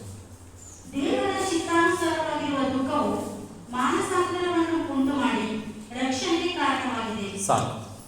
ಎಂಥ ದುಃಖ ಇದು? ದೇವರ ಚಿತ್ತಾನುಸಾರವಾಗಿ ಉಂಟಾಗುವ ದುಃಖ. ಎಂಥ ದುಃಖ? ಹಾಗಿದ್ರೆ ಈ ಅಳುನ ಯಾರು ಉಂಟು ಮಾಡಿದವರು? ದೇವರೇ. ಹಾಗಿದ್ರೆ ನಿಮ್ಮಲ್ಲಿ ಕೆಲವು ವೇಳೆ ಅಳುವಂಥ ಸನ್ನಿವೇಶ ಬರುತ್ತೆ. ನೀವು ತಿಳ್ಕೊಳ್ಳಿ, ಇದು ದೇವರಿಂದ ಬಂದದ್ದ ಅಥವಾ ನಾನಾಗಿ ಹೊಂದಿಕೊಂಡ ಅಂತ. ಎರಡು ಅಳು ಬಗ್ಗೆ ನಾನು ಪ್ರಾರಂಭದಲ್ಲಿ ಹೇಳಿದೆ. ಇಲ್ಲಿ ಎರಡು ಅಳು ಬಗ್ಗೆ ಹೇಳ್ತದೆ. ಮುಂದಕ್ಕೆ ಹೋದ್ರಿ. ಆ ಮಾನಸಾಂತರದಲ್ಲಿ ಪಶ್ಚಾತ್ತಾಪಕ್ಕೆ ಆಸ್ಪದವಿಲ್ಲ, ಆದರೆ ಲೋಕದವರಿಗಿರುವಂತಹ ಇಲ್ಲೊಂದು ಗಮನಿಸಿರಿ. ಆದರೆ ಲೋಕದವರಿಗಿರುವಂತಹ ದುಃಖವು ಮರಣವನ್ನುಂಟು ಮಾಡುತ್ತದೆ. ಏನುಂಟು ಮಾಡುತ್ತಂತೆ? ಸಾವು. ಲೋಕದವರೊಂದು ದುಃಖ ಪಡ್ತಾರೆ, ಆತ್ಮೀಯರೊಂದು ರೀತಿ ದುಃಖ ಪಡ್ತಾರೆ. ನಮ್ಮ ದುಃಖ ಏನು ಮಾಡ್ತಂತೆ? ಮಾನಸಾಂತರವನ್ನು ಉಂಟು ಮಾಡ್ತಂತೆ. ಇವತ್ತು ಸಭೆಯಲ್ಲಿರುವಂಥ ದೇವಜನರೇ, ನಾನು ಎಚ್ಚರಿಸ್ತೀನಿ, ಗಮನಿಸ್ರಿ. ನೀನು ತುಂಬ ದುಃಖಕ್ಕೆ ಒಳಗಾಗಬಾರ್ದು, ಕಣ್ಣೀರಿಡಬಾರ್ದು, ವೇದನೆ ಪಡಬಾರ್ದು ಅಂದರೆ ಚೆನ್ನಾಗಿರುವಾಗಲೇ ದೇವರ ಮುಂದೆ ಮಾನಸಾಂತರದಿಂದ ಅನೇಕರಿಗೋಸ್ಕರ ಹತ್ತು ಬಿಡು, ಅಳು ದೇವರ ಸಮ್ಮುಖದಲ್ಲಿ. ಆಗ ನಿನ್ನ ಕಾಯಿಲೆಗೋಸ್ಕರ ನೀನು ಹೇಳಲ್ಲ, ನಿನ್ನ ಕುಟುಂಬದಗೋಸ್ಕರ ನೀನು ಹೇಳಲ್ಲ, ನಿನ್ನ ಮಕ್ಕಳಿಗೋಸ್ಕರ ನೀನು ಹೇಳಲ್ಲ. ಇವತ್ತು ತುಂಬ ಜನ ಅಳುತ್ತಿರೋದು ನಿನಗೆ ಗೊತ್ತಾ? ತನ್ನ ಕುಟುಂಬಕ್ಕೋಸ್ಕರ, ತನ್ನ ಮಕ್ಕಳಿಗೋಸ್ಕರ, ತನ್ನ ಆರೋಗ್ಯಕ್ಕೋಸ್ಕರ. ಯಾಕೆ ಅಳ್ತಿದ್ದಾರೆ ಗೊತ್ತಾ? ಯಾಕೆ ದೇವರು ಅಳಲಿಕ್ಕೆ ನಮಗೆ ಕಣ್ಣೀರನ್ನು ಕೊಟ್ಟಿದ್ದಾರೆ ಅಂದರೆ ಒಳ್ಳೆಯ ವಿಷಯಗಳಿಗೋಸ್ಕರ ನಾವು ಅಳೋದಕ್ಕೋಸ್ಕರವಾಗಿ. ಮಕ್ಕಳು ಚೆನ್ನಾಗಿದ್ದಾರಾ? ಈಗಲೇ ಮಕ್ಕಳ ಮೇಲೆ ಕೈ ಇಟ್ಟು ಪ್ರೇಯರ್ ಮಾಡಿ ಅಳ್ರಿ, ದೇವರೇ ನನ್ನ ಮಕ್ಕಳು ದಾರಿ ತಪ್ಪಬಾರ್ದು, ದೇವರೇ ನನ್ನ ಮಕ್ಕಳು ವಾಕ್ಯದಲ್ಲಿ ಬೆಳಿಬೇಕು, ದೇವರೇ ನನ್ನ ಮಕ್ಕಳು ಕರ್ತನಲ್ಲಿ ನಿಂತ್ಕೋಬೇಕು, ಪಾಪವನ್ನು ತ್ಯಜಿಸಿ ಬರಬೇಕು ನನ್ನ ಮಕ್ಕಳು ಅಂತ ಚೆನ್ನಾಗಿರುವಾಗ ಪ್ರೇಯರ್ ಮಾಡಿ. ಖಂಡಿತವಾಗಲೂ ನನ್ನ ಮಕ್ಕಳಿಗೆ ಹಾಳಾಗ್ಬಿಟ್ರಲ್ಲಪ್ಪ ಅಂತ ನೀವು ಕಣ್ಣೀರಿಡುವಂಥ ಸ್ಥಿತಿ ದೇವರು ತರೋದೇ ಇಲ್ಲ. ನನ್ನ ಮಕ್ಕಳು ಚೆನ್ನಾಗಿದ್ದಾರಲ್ಲ, ಇರ್ಬಿಡ್ಬಿಡು ಅಂತ ಬಿಟ್ಟರೆ ಒಂದಿನ ಬರುತ್ತೆ, ಕಣ್ಣೀರಿಡುವಂಥ ಸನ್ನಿವೇಶ ಬರುತ್ತೆ, ಮಕ್ಕಳಿಗೋಸ್ಕರ ಅಳುವಂಥ ಸನ್ನಿವೇಶ ಬರುತ್ತೆ. ನಾನು ಅಳುವ ಶಿಷ್ಯರ ಬಗ್ಗೆ ಮಾತನಾಡ್ತಾ ಇದ್ದೀನಿ. ಪೇತ್ರನು ಈ ಒಂದು ಅಳು, ಗಮನಿಸ್ರಿ, ಈ ಒಂದೇ ಅಳು 3,000 ಜನರನ್ನು ರಕ್ಷಿಸೋದಕ್ಕೆ ಮಾರ್ಗ ತಂದುಕೊಟ್ಟು. ಯೇಸು ಸ್ವಾಮಿ ಯಾಕೆ ಗೊತ್ತಾ ಅವನ್ನ ಸ್ಪೆಷಲ್ ಆಗಿ ಪೇತ್ರನ ಕರ್ಕೊಂಡು ಬನ್ನಿ ಅಂತ ಹೇಳಿದ್ರು? ಅವನು ಹತ್ತದ್ದು ಯೇಸು ಸ್ವಾಮಿಗೆ ಇಷ್ಟ ಆಯಿತು. ಅವನು ಹತ್ತದ್ದು ಅವನು ಮಾನಸಾಂತರ ಪಟ್ಟು, ದೇವರೇ ನಾನು ಸುಳ್ಳು ಹೇಳ್ಬಿಟ್ನಲ್ಲ, ನಿನಗೋಸ್ಕರ ಪ್ರಾಣನೇ ಕೊಡ್ತೀನಿ ಅಂತ ಹೇಳ್ತಿದ್ದಂತೂ ಇಂಥ ಒಂದು ಸುಳ್ಳಿಗೆ ಒಳಗಾಗ್ಬಿಟ್ಟಲ್ಲ ಅಂತೇಳಿ ದುಃಖ ಪಡ್ತಿದ್ದಾನೆ. ಇವತ್ತೊಂದು ವೇಳೆ ನೀವು ಕಳೆದ ವಾರ ಹೇಳಿದಲ್ಲ, ಒಂದು ಸಹೋದರಿ ಸುಳ್ಳು ಹೇಳಿದ್ರು, ಅಯ್ಯೋ ನಾನು ಸುಳ್ಳು ಹೇಳಿಬಿಟ್ನಲ್ಲ ಅನ್ನುವಂಥ ನೋವು ದೇವರಿಗೆ ಅದು ಮೆಚ್ಚುಗೆ ಆಗುತ್ತೆ. ನೀವು ಕಣ್ಣೀರಿಡ್ರಿ. ಒಂದು ವೇಳೆ ನೀನು ಸಹೋದರಿಯ ಸಂಘ ಕೋಪದಲ್ಲಿ ಮಾತಾಡ್ಬಿಟ್ಯಾ, ತಪ್ಪಾದ ಮಾತುಗಳು ಬಾಯಿಗೆ ಹೊಡೆದು ಬಿಡ್ತಾ, ಶಾಪ ಹಾಕ್ಬಿಟ್ಯಾ, ಕೆಟ್ಟ ಮಾತುಗಳೇ ಬಂದುಬಿಡ್ತಾ, ದೇವರ ಮುಂದೆ ಕೂತ್ಕೊಂಡು ಅಳು, ದೇವರೇ ನಾನು ತಪ್ಪಾಗಿ ಮಾತಾಡ್ಬಿಟ್ಟೆ, ನಾನು ಕೆಟ್ಟದಾಗಿ ಮಾತಾಡ್ಬಿಟ್ಟೆ, ಇನ್ನೊಬ್ಬರ ಮನಸ್ಸನ್ನು ಗಾಯ ಮಾಡಿಬಿಟ್ಟೆ, ಅಳು ನೀನು ದೇವರ ಮುಂದೆ ಕೂತ್ಕೊಂಡು. ಇಲ್ಲದಿದ್ದರೆ ನೀನು ಅಳುವಿಗೆ ಒಳಗಾಗುವಂಥ ದಿನಗಳು ತುಂಬ ದೂರ ಇಲ್ಲ. ಸೇವಕನಾಗಿ ನನ್ನ ಮಾತನ್ನ ಗಮನಿಸಿ. ಕೆಲವರು ನನ್ನ ಮಾತನ್ನು ತಿರಸ್ಕರಿಸಿ ಇನ್ನೂ ಕಷ್ಟದಲ್ಲಿ ಬಿದ್ದದನ್ನು ನನ್ನ ಸಭೆಯಲ್ಲಿ ನೋಡ್ತಾ ಇದ್ದೀನಿ. ದೇವರ ಮಾತಿಗೆ ಒಳಗಾಗ್ರಿ, ಇಲ್ಲದಿದ್ದರೆ ಇನ್ನೂ ಹೆಚ್ಚಿನ ದುಃಖಕ್ಕೆ ನೀವು ಒಳಗಾಗ್ಬಿಡ್ತೀವಿ. ಆಗ ನಾನೇ ಬಂದು ನೋಡಬೇಕಾಗ್ತದೆ ಅದೆಲ್ಲ ಕಷ್ಟವಾಗಿರ್ತದೆ. ಅಯ್ಯೋ ನನ್ನ ಜನ ಇಂಥ ಕಷ್ಟದಲ್ಲಿ ಬಿದ್ದಿದ್ದಾರೆ, ದುಃಖದಲ್ಲಿ ಬಿದ್ದಿದ್ದಾರಲ್ಲ ಅಂತೇಳಿ ಮುಂಚಿತವಾಗಿ ಹೇಳ್ತೀನಿ, ಒಳ್ಳೆಯದಕ್ಕೋಸ್ಕರ ನೀವು ದುಃಖ ಪಡಿ. ದೇವರ ಚಿತ್ತಾನುಸಾರವಾಗಿ ಉಂಟಾಗುವ ದುಃಖ. ನೀವು ಪ್ರಾರ್ಥನೆ ಕೇಳ್ರಿ, ನನಗೆ ಎಂಥ ದುಃಖನಾದ್ರು ಕೊಡು ಸ್ವಾಮಿ, ಆದರೆ ಅದು ನಿನ್ನ ಚಿತ್ತದ ಮೇಲೆ ಇರಲಿ. ಆಮೇಲೆ ಇದು ನಮ್ಮನ್ನು ಸಾಯಕ್ಕೆ ಬಿಡಲ್ವಂತೆ. ಇಂಥ ದುಃಖ ಸಾಯಕ್ಕೆ ಬಿಡಲ್ಲ. ನನ್ನ ಸಾಯಕ್ಕೆ ಅಂದ್ರೆ ಅರ್ಥ ಏನು? ನನ್ನ ಕುಟುಂಬದ ಸಂತೋಷ ಸಾಯಲ್ಲ, ಆರೋಗ್ಯ ಸಾಯಲ್ಲ, ನನ್ನ ಮಕ್ಕಳು ತಪ್ಪಾದ ಕಾರ್ಯಗಳಲ್ಲಿ ಪರಿಶುದ್ಧತೆ ಸಾಯಲ್ಲ, ತಪ್ಪಾಗಿ ಹೋಗೋದಿಲ್ಲ, ಎಲ್ಲವೂ ಒಳ್ಳೆಯದಾಗಿರ್ತದೆ. ಯಾವುದರಿಂದ? ನೀನು ದೇವರ ಚಿತ್ತಾನುಸಾರವಾಗಿ ಪಡುವಂಥ ದುಃಖದಿಂದ. ದೇವರ ಚಿತ್ತಾನುಸಾರವಾಗಿ ಪಡುವಂಥ ದುಃಖ. ಕೆಲವರು ಸಣ್ಣ ಸಣ್ಣ ಮಾತನ್ನು ಕೇಳಿ ಭಯಂಕರವಾಗಿ ದುಃಖ ಪಡ್ತಾರೆ. ನಿಮ್ಮ ಕಣ್ಣೀರನ್ನ ವೇಸ್ಟ್ ಮಾಡಬೇಡಿ. ಯಾರು ಒಂದು ಮಾತೊಂದು ಬಿಟ್ಟರು ಅಂತ ಸಡನ್ಲಿ ಕೂತ್ಕೊಂಡು ಹತ್ತು ಕಣ್ಣು, ಕೆಲವರು ನಾನು ನೋಡಿದ್ದೀನಿ, ಸ್ವಲ್ಪ ಹೊತ್ತು ಸಾಕು ಕಣ್ಣು ಉದ್ಕತ್ತೆ. ಕಣ್ಣೀರು ಒಳ್ಳೆಯದು. ಎಲ್ಲರೂ ಹೇಳ್ರಿ, ಅದನ್ನ ವೇಸ್ಟ್ ಮಾಡಬೇಡಿ. ನೀವು ಕಣ್ಣೀರು ಇಡುವಾಗ ದೇವರು ಏನು ಮಾಡ್ತಾರೆ ಗೊತ್ತೀರಾ? ಅದನ್ನು ಕೂಡಿಸಿಡ್ತಾರಂತ ನಿಮ್ಮ ಕಣ್ಣೀರನ್ನ. ಆ ಕೂಡಿಸಿಟ್ಟು ನನ್ನ ಮಗನು ಇಂಥ ರೀತಿಗೋಸ್ಕರ ಇದಕ್ಕೋಸ್ಕರ ಕಣ್ಣೀರಿಟ್ಟಿದ್ದಾರೆ ಅಂತೇಳಿ ಅದಕ್ಕೆ ನಿಮಗೆ ಬೆಲೆಯನ್ನು ಕಟ್ಟಿಕೊಡ್ತಾರೆ. ಇವತ್ತು ನಿನ್ನ ತಲೆಯಲ್ಲಿ ಉಳಿದಂಥ ಕೂದಲಿಗೆ ಜನ ಬೆಲೆ ಕೊಟ್ಕೊಡ್ತಾರೆ. ಹೌದಾ? ತಲೆಯಲ್ಲಿ ಉದುರ್ತಲ್ಲ ಅಂತ ಎತ್ತಿಡ ಕೂದಲಿಗೂ ಬೆಲೆ ಕಟ್ತಾರೆ. ನನ್ನ ದೇವರು ಈ ಕಣ್ಣೀರಿಗೆ ಬೆಲೆ ಕೊಡುವಂಥ ದೇವರು. ನೀನು ಕಣ್ಣೀರಿಟ್ಟರೆ ಒಳ್ಳೆಯದಕ್ಕೋಸ್ಕರ ಕಣ್ಣೀರು. ಯಾವುದಾದ್ರೂ ಒಂದು ಚುಚ್ಚೋ ಮಾತನ್ನು ಬಿಟ್ಟರೆ ಯಾರಾದರೂ ಇಂಥ ಮಾತನ್ನು ಅಳಬೇಕಾ, ನನ್ನ ಕಣ್ಣೀರು ವೇಸ್ಟ್ ಆಗುತ್ತೆ ಅಂತ ನೆನೆಸ್ಕೋ. ಇನ್ನೊಂದು ಸರಿ ಇನ್ನು ಮತ್ತೆ ಹೇಳ್ತೀನಿ, ಆ ರೀತಿ ನೀವು ಇದ್ದುಬಿಟ್ರೆ ನೀನು ಕಣ್ಣೀರು ಇಡಿಸೋರು ಇರಲ್ಲ ಜನ. ಅಯ್ಯ ಯಾನಂದ್ರೆ ಇವಳು ಚುಚ್ಚೋದೆಲ್ಲ ಕಂಡುಬಿಡೋದು ಸುಮ್ಮನೆ ಆಗ್ಬಿಡ್ತಾರೆ. ನೀನು ಒಂದು ಮಾತಂದ ತಕ್ಷಣ ಕಣ್ಣೀರು ಸುರಿಸಿದ್ರೆ ಜನಕ್ಕೆ ಎಂಕರೇಜ್ ಆಗ್ತದೆ, ನೀನು ಅನ್ನೋವಳನ್ನ ನೀನು ಅನ್ನೋವನ್ನ ಇಲ್ಲಿ ಅಂತ ಹೇಳ್ತಾರೆ. ನೀನು ಕಣ್ಣೀರು ಇಡಬೇಡ. ಕಣ್ಣೀರಿಟ್ಟರೆ ನಿನ್ನ ಚಿತ್ತದ ಅನುಸಾರವಾಗಿ ನನಗೆ ಕಣ್ಣೀರು ಬರಬೇಕು ಸ್ವಾಮಿ. ನಾನು ದೇವ್ರ ಸಮ್ಮುಖದಲ್ಲಿ ಅಳ್ತೀನಿ. ನಾನು ಆರಾಧನೆ ಮಾಡುವಾಗ ನನ್ನ ಸಭೆ ಜನ ಯಾರಾದರೂ ಕಣ್ಣೀರನ್ನ ಅಳ್ತಿದ್ರೆ ನನಗೆ ಕಣ್ಣೀರು ಬರುತ್ತೆ. ಕಷ್ಟಗಳನ್ನ ಹೇಳ್ಕೊಂಡಿರುವಾಗ ನಾನು ದೇವರ ಮುಂದೆ ಹೋಗಿ ನಾನು ಕಣ್ಣೀರು ಹಾಕ್ತೀನಿ. ಒಂದು ಹಾಡನ್ನು ಕೇಳಿ ದೇವರ ಸ್ತುತಿ ಮಾಡುವಾಗ ನಾನು ಕಣ್ಣೀರು ಹಾಕ್ತೀನಿ. ಆದಷ್ಟು ನನಗೆ ತಿಳಿದಂತೆ ಹೆಚ್ಚಿನದಾಗಿ ತುಂಬ ತುಂಬ ತುಂಬ ವಿರಳ ವ್ಯರ್ಥವಾಗಿ ಕಣ್ಣೀರು ಹಾಕಿದಂಥ ದಿನಗಳನ್ನ. ನನ್ನ ಕಣ್ಣೀರು ವ್ಯರ್ಥವಾಗಿ ಬರೋದೇ ಇಲ್ಲ. ನಾನು ದೇವ್ರ ಹತ್ರ ಕೇಳ್ತಿದ್ದೆ, ನಾನು ಸೇವೆ ಪ್ರಾರಂಭ ಬಂದಾಗ, ನಾನು ಕಣ್ಣೀರೇ ಇಲ್ವಲ್ಲ ಸ್ವಾಮಿ, ನಾನು ಕಣ್ಣೀರನ್ನ ಅಭಿಷೇಕ ಕೊಡುವಂಥ. ಸೆಂಟಿಮೆಂಟ್ರು ಅಂತ ಒಂದು ಅಡ್ವರ್ಟೈಸ್ಮೆಂಟ್ ನೋಡಿದ್ರೆ ಕಣ್ಣೀರು ಬಂದ್ಬಿಡುತ್ತೆ. ಈಗ ನನಗೆ ಅನಿಸುತ್ತೆ, ಜನ ಕಾಣಿದಾಗ ಕಣ್ಣೀರು ಓಡಿಸ್ಕೊತೀನಿ, ಇದು ಯಾವ ಈ ಅಡ್ವರ್ಟೈಸ್ಗೂ ಕಣ್ಣೀರು ಬಂತಲ್ಲ, ಬೇಜಾರಾಗುತ್ತೆ ನನಗೆ. ಕಣ್ಣೀರು ಕೊಡೋದು ಇಷ್ಟ ಕೊಡೋದು ಸ್ವಾಮಿ ಅಂತ ನಾನೇ ಅಂದ್ಕೊಂಡಿನಿ. ಅಳಿ ಒಳ್ಳೇದಕ್ಕೋಸ್ಕರ ಹೇಳ್ರಿ. ಪಕ್ಕದಲ್ಲಿ ಕೈ ಕೊಟ್ಟು ಹೇಳ್ಬೇಡಿ, ವ್ಯರ್ಥವಾಗಿ ಅಳ್ಬೇಡಿ, ಒಳ್ಳೇದಕ್ಕೋಸ್ಕರ ಅಳೋಣ. ಎಹೆಚ್ಕೆಲ್ ಪ್ರವಾದಗ್ರಂಥ ಇನ್ನೂ 10 ನಿಮಿಷ ನಮ್ಗೆ ಟೈಮ್ ಇದೆ, ಮಾತಾಡ್ಬೋದಲ್ವಾ? ಗಮನ ಇಟ್ಟು ಕೇಳಿಸ್ಕೊಡ್ರಿ. ಎಹೆಚ್ಕೆಲ್ ಪ್ರವಾದಗ್ರಂಥ ಅದರ 7ನೇ ಅಧ್ಯಾಯ. ಎಹೆಚ್ಕೆಲ್ ಪ್ರವಾದಗ್ರಂಥ ಅದರ 7ನೇ ಅಧ್ಯಾಯ 16ನೇ ವಚನ. ಅವರಲ್ಲಿ ಪಲಾಯನ ಮಾಡಿದವರು ತಪ್ಪಿಸಿಕೊಂಡು ತಮ್ಮ ಅಧರ್ಮದಲ್ಲಿಯೇ ಇದ್ದು ಡೊಂಗರಗಳಲ್ಲಿನ ಪಾರಿವಾಳಗಳಂತೆ ಬೆಟ್ಟಗಳ ಮೇಲೆ ಮೊರೆಯುತ್ತಿರುವರು. ಎಲ್ಲರ ಕೈಗಳು ಜೋರು ಬಿದ್ದಿರುವುದು, ಎಲ್ಲರ ಮೊಣಕಾಲುಗಳು ನೀರಿನಂತೆ ಚಂಚಲವಾಗಿರುವವು. ಅವರು ಗೋಣಿ ಕಟ್ಟನ್ನು ಸುತ್ತಿಕೊಳ್ಳುವರು, ದಿಗಿಲು ಅವರನ್ನು ಮುಚ್ಚಿಬಿಡುವುದು. ಎಲ್ಲರ ಮುಖದಲ್ಲಿಯೂ ನಾಚಿಕೆ ತೋರುವುದು, ಎಲ್ಲರೂ ತಲೆಗೊಳಿಸಿಕೊಂಡಿರುವರು. ಇದು ಅವಮಾನದ ಉಂಟಾಗುವುದ ಅಳು. ಇಲ್ಲಿ ಇರುವಂಥ ದೇವರ ಜನ ಯಹೂದಿಗಳು ಏನು ಮಾಡ್ತಿದ್ದಾರೆ, ಅಷ್ಟರ ಮಟ್ಟಿಗೆ ಅವರ ಕೈಗಳು ಜೋರು ಬೀಳ್ತಾ ಇದೆ, ಎಲ್ಲರ ಮೊಣಕಾಲುಗಳು ನೀರಿನಂತೆ ಚಂಚಲವಾಗ್ತದೆ. ಅವರು ಗೋಣಿ ತಟ್ಟನ್ನು ಸುತ್ತಕೊಂಡಿದ್ದಾರೆ. ಗೋಣಿ ತಟ್ಟನ್ನು ಯಾವುದನ್ನು ಸೂಚಿಸುತ್ತೆ? ಗೋಣಿ ತಟ್ಟು ಯಾವುದನ್ನು ಸೂಚಿಸುತ್ತೆ? ದುಃಖವನ್ನು ಸೂಚಿಸುತ್ತೆ ಗೋಣಿ ತಟ್ಟು. ಸೊ ಎಲ್ಲವನ್ನ ಬಾಗಲೋದ್ರಿ, ದುಃಖವನ್ನು, ವೇದನೆಯನ್ನು, ನೋವನ್ನು ಸೂಚಿಸುವಂಥದ್ದೇ ಗೋಣಿ ತಟ್ಟು. ಇಲ್ಲಿ ಸುತ್ತಕೊಂಡಿದ್ದಾರೆ, ವೇದನೆ ಪಡ್ತಾ ಇದ್ದಾರೆ. ನಾನು ಮತ್ತೆ ಹೇಳ್ತೀನಿ, ಇದನ್ನು ವಿವರಿಸಲಿಕ್ಕೆ ಹೋಗಲ್ಲ. ಈ ವ್ಯರ್ಥವಾದಂಥ ದುಃಖ ಬಂದು ನಮ್ಮನ್ನು ಕಾಡಬಾರ್ದು, ವೇದನೆ ಪಡಿಸಬಾರ್ದು. ಕುರಿತದಲ್ಲಿ ಓದುತ್ತೆ, ಲೋಕದವರು ಉಂಟಾಗುವ ದುಃಖ ಏನುಂಟು ಮಾಡುತ್ತೆ? ಮರಣವನ್ನು ಉಂಟು ಮಾಡುತ್ತೆ. ಇವರಿಗೆ ಮರಣವನ್ನು ತಂದಂತಹ ದುಃಖ ಇದೆ, ಮರಣವನ್ನು ತಂದಂಥ ದುಃಖ. ಇನ್ನೊಂದು ವಾಕ್ಯ ತೆಗೆದು 2 ಸಮುವೇಲ 24ನೇ ಅಧ್ಯಾಯ, 2 ಸಮುವೇಲ 24ನೇ ಅಧ್ಯಾಯ ಅದರ 10ನೇ ವಚನ. 2 ಸಮುವೇಲ 24:10. ಆದೇಶವಾಗಿ ಮಾಡಿಸಿದ ನಂತರ ದಾವೀದನನ್ನು ಮನಸ್ಸಾಕ್ಷಿಯು ಅಂಗಿಸತೊಡಗಿತು. ಈ ಮನಸ್ಸಾಕ್ಷಿ ಏನು ಮಾಡ್ತಂತೆ ಅವನಿಗೆ? ಅಂಗಿಸಿದ್ರಿಂದ ಮುಂದೆ ಇನ್ನೊಂದು ಭಾಷಾಂತರ ಹೇಳ್ತದೆ, ಅವನು ಅತ್ತನು ಅಂತ ಬರೆದಿದೆ. ಅವನ ಮನಸ್ಸು ಅಂಗಿಸ್ತಂತೆ. ನೀನು ತಪ್ಪು ಮಾಡ್ತಿದ್ದೀಯಾ? ನಿಮ್ಮನ್ನು ನಾನು ಕೇಳ್ತೀನಿ, ನೀವು ತಪ್ಪು ಮಾಡಿದಾಗ ನಿಮ್ಮ ಮನಸ್ಸಾಕ್ಷಿ ನೀ ತಪ್ಪು ಮಾಡ್ತೀನಿ ಅಂತ ಹೇಳ್ತದಲ್ವ? ನೀ ತಪ್ಪು ಮಾಡ್ತಾ ಇದೀಯಾ ಅಂತ ಹೇಳುತ್ತೆ. ಅಂದರೆ ನನ್ನ ಮನಸ್ಸು ಅಂಗಿಸುತ್ತೆ, ನೀನು ಹೋಗಿ ಇಂಥ ಕೆಲಸ ಮಾಡಬೇಕಾ? ನಾನು ಕೆಲವು ಸಂಗತಿಗಳಲ್ಲಿ, ಕೆಲವು ಸ್ಥಳಗಳಲ್ಲಿ ಹೋಗಿ ನಿಂತಾಗ ನಾನು ಇಲ್ಲಿಗೆ ಬಂದು ನಿಂತ್ಕೊಂಡ್ಬಿಟ್ನಲ್ಲ, ಭಾಳ ನೋವಾಗಿದೆ. ಏನೋ ಅಂದ್ಕೊಂಡು ಹೋಗಿರ್ತೀನಿ. ನಮ್ಮ ಆಫೀಸ್ ಕಡೆಯಿಂದ ಟ್ರಿಪ್ ಹೋದ್ವಿ, ಕಣ್ಣೂರು, ಕೇರಳ ಕಣ್ಣೂರು ಹೋಗಿದ್ವಿ.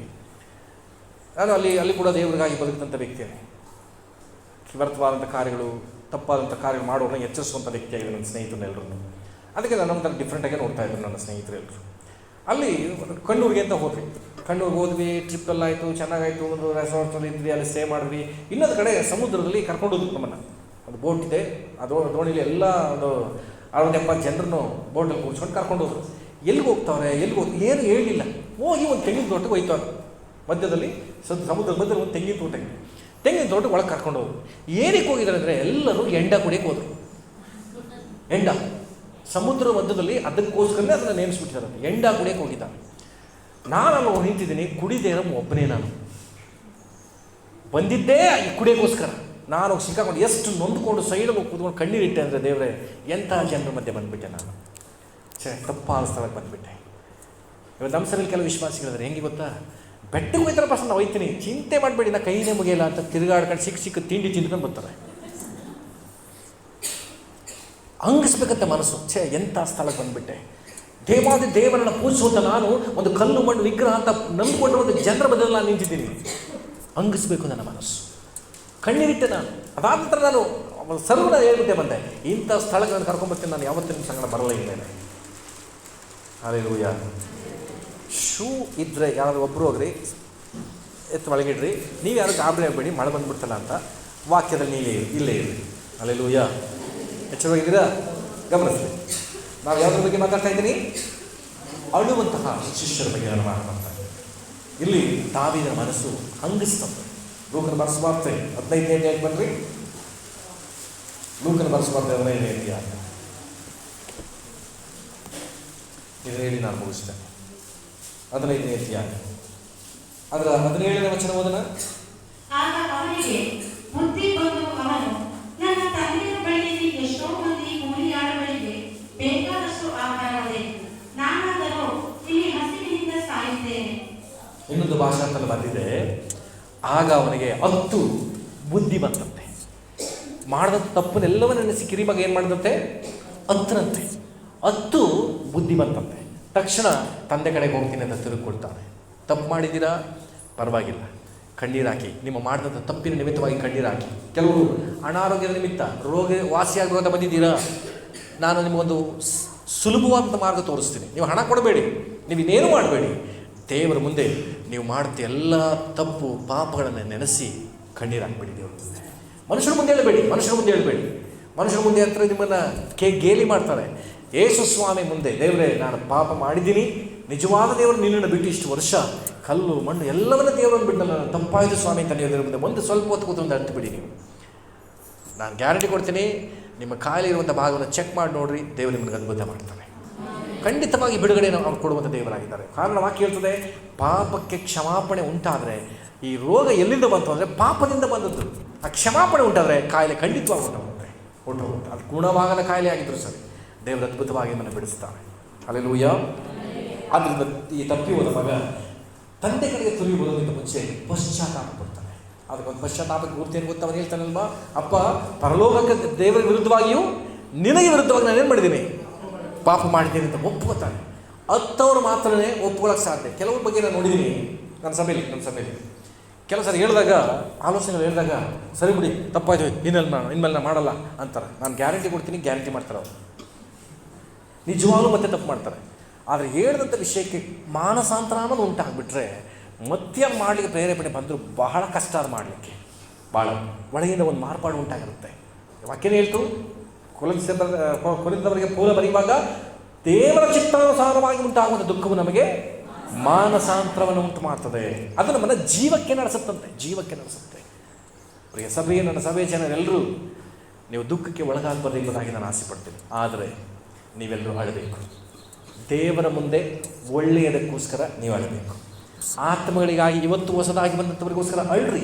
ನಿಮ್ಮ ಕುಟುಂಬದಲ್ಲಿ ನಡೆಯುವಂಥ ಪಾಪದ ಕಾರ್ಯಗಳಿಗೋಸ್ಕರ ಅಳ್ರಿ. ನಿಮ್ಮ ಮೂಢನಂಬಿಕೆಗಳು, ನೀವು ತಪ್ಪಾದ ಕಾರ್ಯಗಳು ಒಳಗಾಗಿದ್ದಕ್ಕಾಗಿ ನೀವು ಅಳ್ರಿ. ದೇವರ ಸಮ್ಮುಖದಲ್ಲಿ ನಂಬಿಗಸ್ತರಾಗಿ ಇಲ್ಲದೆ ಇದ್ದದಕ್ಕಾಗಿ ಅಳ್ರಿ. ನೀವು ನಾನು ನೆಕ್ಸ್ಟ್ ಹೇಳ್ತೀನಿ, ನಿಮಗೆ ದುಃಖ ಯಾವುದೇ ಕಾರಣಕ್ಕೂ ನಿಮ್ಮ ಜೀವಿತಕ್ಕೆ ಒಳಗಾಗೋದೇ ಇಲ್ಲ. ಹಾಗಾದ್ರೆ ನಮ್ಮ ಮನೇಲಿ ಸಾವಾಗಲು ಸಾವಾಗುತ್ತೆ. ಏಜಾದ ಮೇಲೆ ಸಂತೋಷವಾಗಿ ಅವ್ರನ್ನ ಕಳಿಸ್ಕೊಡ್ತೀವಿ. ಆಮೇಲೆ ಅಕಾಲಿಕವಾದ ಮರಣ, ಅಕಾಲಿಕವಾದ ವೇದನೆಗಳು ನಿನ್ನ ಕುಟುಂಬಕ್ಕೆ ಬರಬಾರ್ದು ಅಂದರೆ ದೇವರ ಮುಂದೆ ನೀನು ಅಳೋದನ್ನ ಕಲ್ತು. ನಾವೆಲ್ಲ ನಾನು ತಂದೆಯ ಸ್ಥಾನದಲ್ಲಿ ನಿಮಗೆಲ್ಲ ಹೇಳ್ತೀನಿ, ನನ್ನ ಸಭೆ ಜನ ದುಃಖಕ್ಕೆ ಒಳಗಾಗಬಾರ್ದು. ಆದರೆ ದೇವರ ಚಿತ್ತದಿಂದ ಉಂಟಾಗುವಂಥ ದುಃಖ ನಿಮ್ಮನ್ನು ಇನ್ನೊಂದು ಹಂತಕ್ಕೆ ನಡೆಸುತ್ತೆ. ಆ ದುಃಖ ಮರೆಯಾಗ್ತಿದ್ದಾಗೆ ಯಾತಿಗೆ ಬಂತು ಗೊತ್ತಪ್ಪ ಸಂಗತಿ, ಇಂಥ ಸಮಸ್ಯೆ, ಇಂಥ ಒಂದು ಹೋರಾಟ, ಇಂಥ ಒಂದು ದುಃಖ, ಇವತ್ತು ನಾನು ತುಂಬ ಚೆನ್ನಾಗಿದ್ದೀನಿ ಅಂತ ನೀವು ಅನೇಕರಿಗೆ ಸಾಕ್ಷ್ಯ ಕೇಳಬೇಕು. ಆಮೇಲೆ ಆದ್ದರಿಂದ ಪ್ರಿಯ ಸಭೆಯೇ, ಈ 10 ಅಂಶಗಳನ್ನು ಕಡೆಯದಾಗಿ 11ನೇ ಒಬ್ಬ ವ್ಯಕ್ತಿ ಇದ್ದಾನೆ, 11ನೇ ಒಬ್ಬ ಶಿಷ್ಯ ಇದ್ದಾನೆ. ಈ 10 ವಿಷಯಗಳನ್ನು ಮುಗಿಸಿ ನಾನು 11ನೇದಾಗಿ ನಾನು ಹೇಳಲಿಕ್ಕೆ ಇಷ್ಟಪಡ್ತೀನಿ. ಫಿಲಿಪ್ಪಿಯರಿಗೆ ಬರೆದ ಪತ್ರಿಕೆ 1ನೇ ಅಧ್ಯಾಯ. ಫಿಲಿಪ್ಪಿಯರಿಗೆ ಬರೆದ ಪತ್ರಿಕೆ 1ನೇ ಅಧ್ಯಾಯ ಅದರ 21ನೇ ವಚನವನ್ನು ಓದೋಣ. ಫಿಲಿಪ್ಪಿ 1:21. ನನಗಂತೂ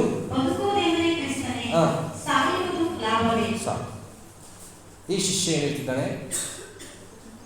ಈ ಶಿಷ್ಯನು ಎಲ್ಲರ ಜೊತೆ ಇದ್ದೀರಾ? ಇಲ್ಲೊಬ್ಬ ಶಿಷ್ಯ ಇದ್ದಾನೆ. ಇವರು ಯೇಸು ಸ್ವಾಮಿ ಜೊತೆ 3.5 ವರ್ಷ ತಿರುಗಾಡಲಿಲ್ಲ. ಯೇಸು ಸ್ವಾಮಿ ಜೊತೆ 3.5 ವರ್ಷ ಇರಲಿಲ್ಲ. ಅವನು ಯೇಸು ಸ್ವಾಮಿ ಜೊತೆ ಇರಲಿಲ್ಲ. ಎಂಥ ಮಾತನ್ನು ಹೇಳ್ತಿದ್ದಾನೆ ಅಂದರೆ, ಪೌಲ ಇವನು ಒಬ್ಬ ವಿರೋಧಿ, ಪಾಪ ಮಾಡಿದವನು, ತಪ್ಪು ಮಾಡಿದವನು. ವಾಕ್ಯ ಹೇಳ್ತದೆ, 3 ದಿನ ಕಣ್ಣು ಕಾಣದೆ ಏನು ಉಣ್ಲಿಲ್ಲ, ಏನು ಕುಡಿಲಿಲ್ಲ ಅಂತ ನೋಡ್ತೀವಿ. 3 ದಿನ ಫಸ್ಟ್ ಟೈಮ್ ದೇವರಿಂದ ಸಂಸಲ್ಪಟ್ಟು ಉಪವಾಸ ಪ್ರಾರ್ಥನೆ ಮಾಡ್ತಾನೆ. ದೇವರು ಅನನೀಯನಿಗೆ ಪೌಲನನ್ನು ಹೆಂಗೆ ಪರಿಚಯ ಮಾಡ್ತಾರೆ ಗೊತ್ತಾ? ನೀನು ಹೋಗಿ ಅವನನ್ನು ನೋಡು, ಅವನೇನು ಮಾಡ್ತಿರ್ತಾನೆ. ತೆಗೀರಿ ಅದನ್ನು ಓದ್ರಿ. ಅಪೊಸ್ತಲರು 9 ಹೇಗೆ ಬಂದ್ರಿ? ಅಲ್ಲಿ ವಾಚನ ಕೋರ್ಸ್ಬಿಟ್ರೆ ನೆನ್ಪುಳ್ಕತ್ತೆ. 9ನೇ ಅಧ್ಯಾಯ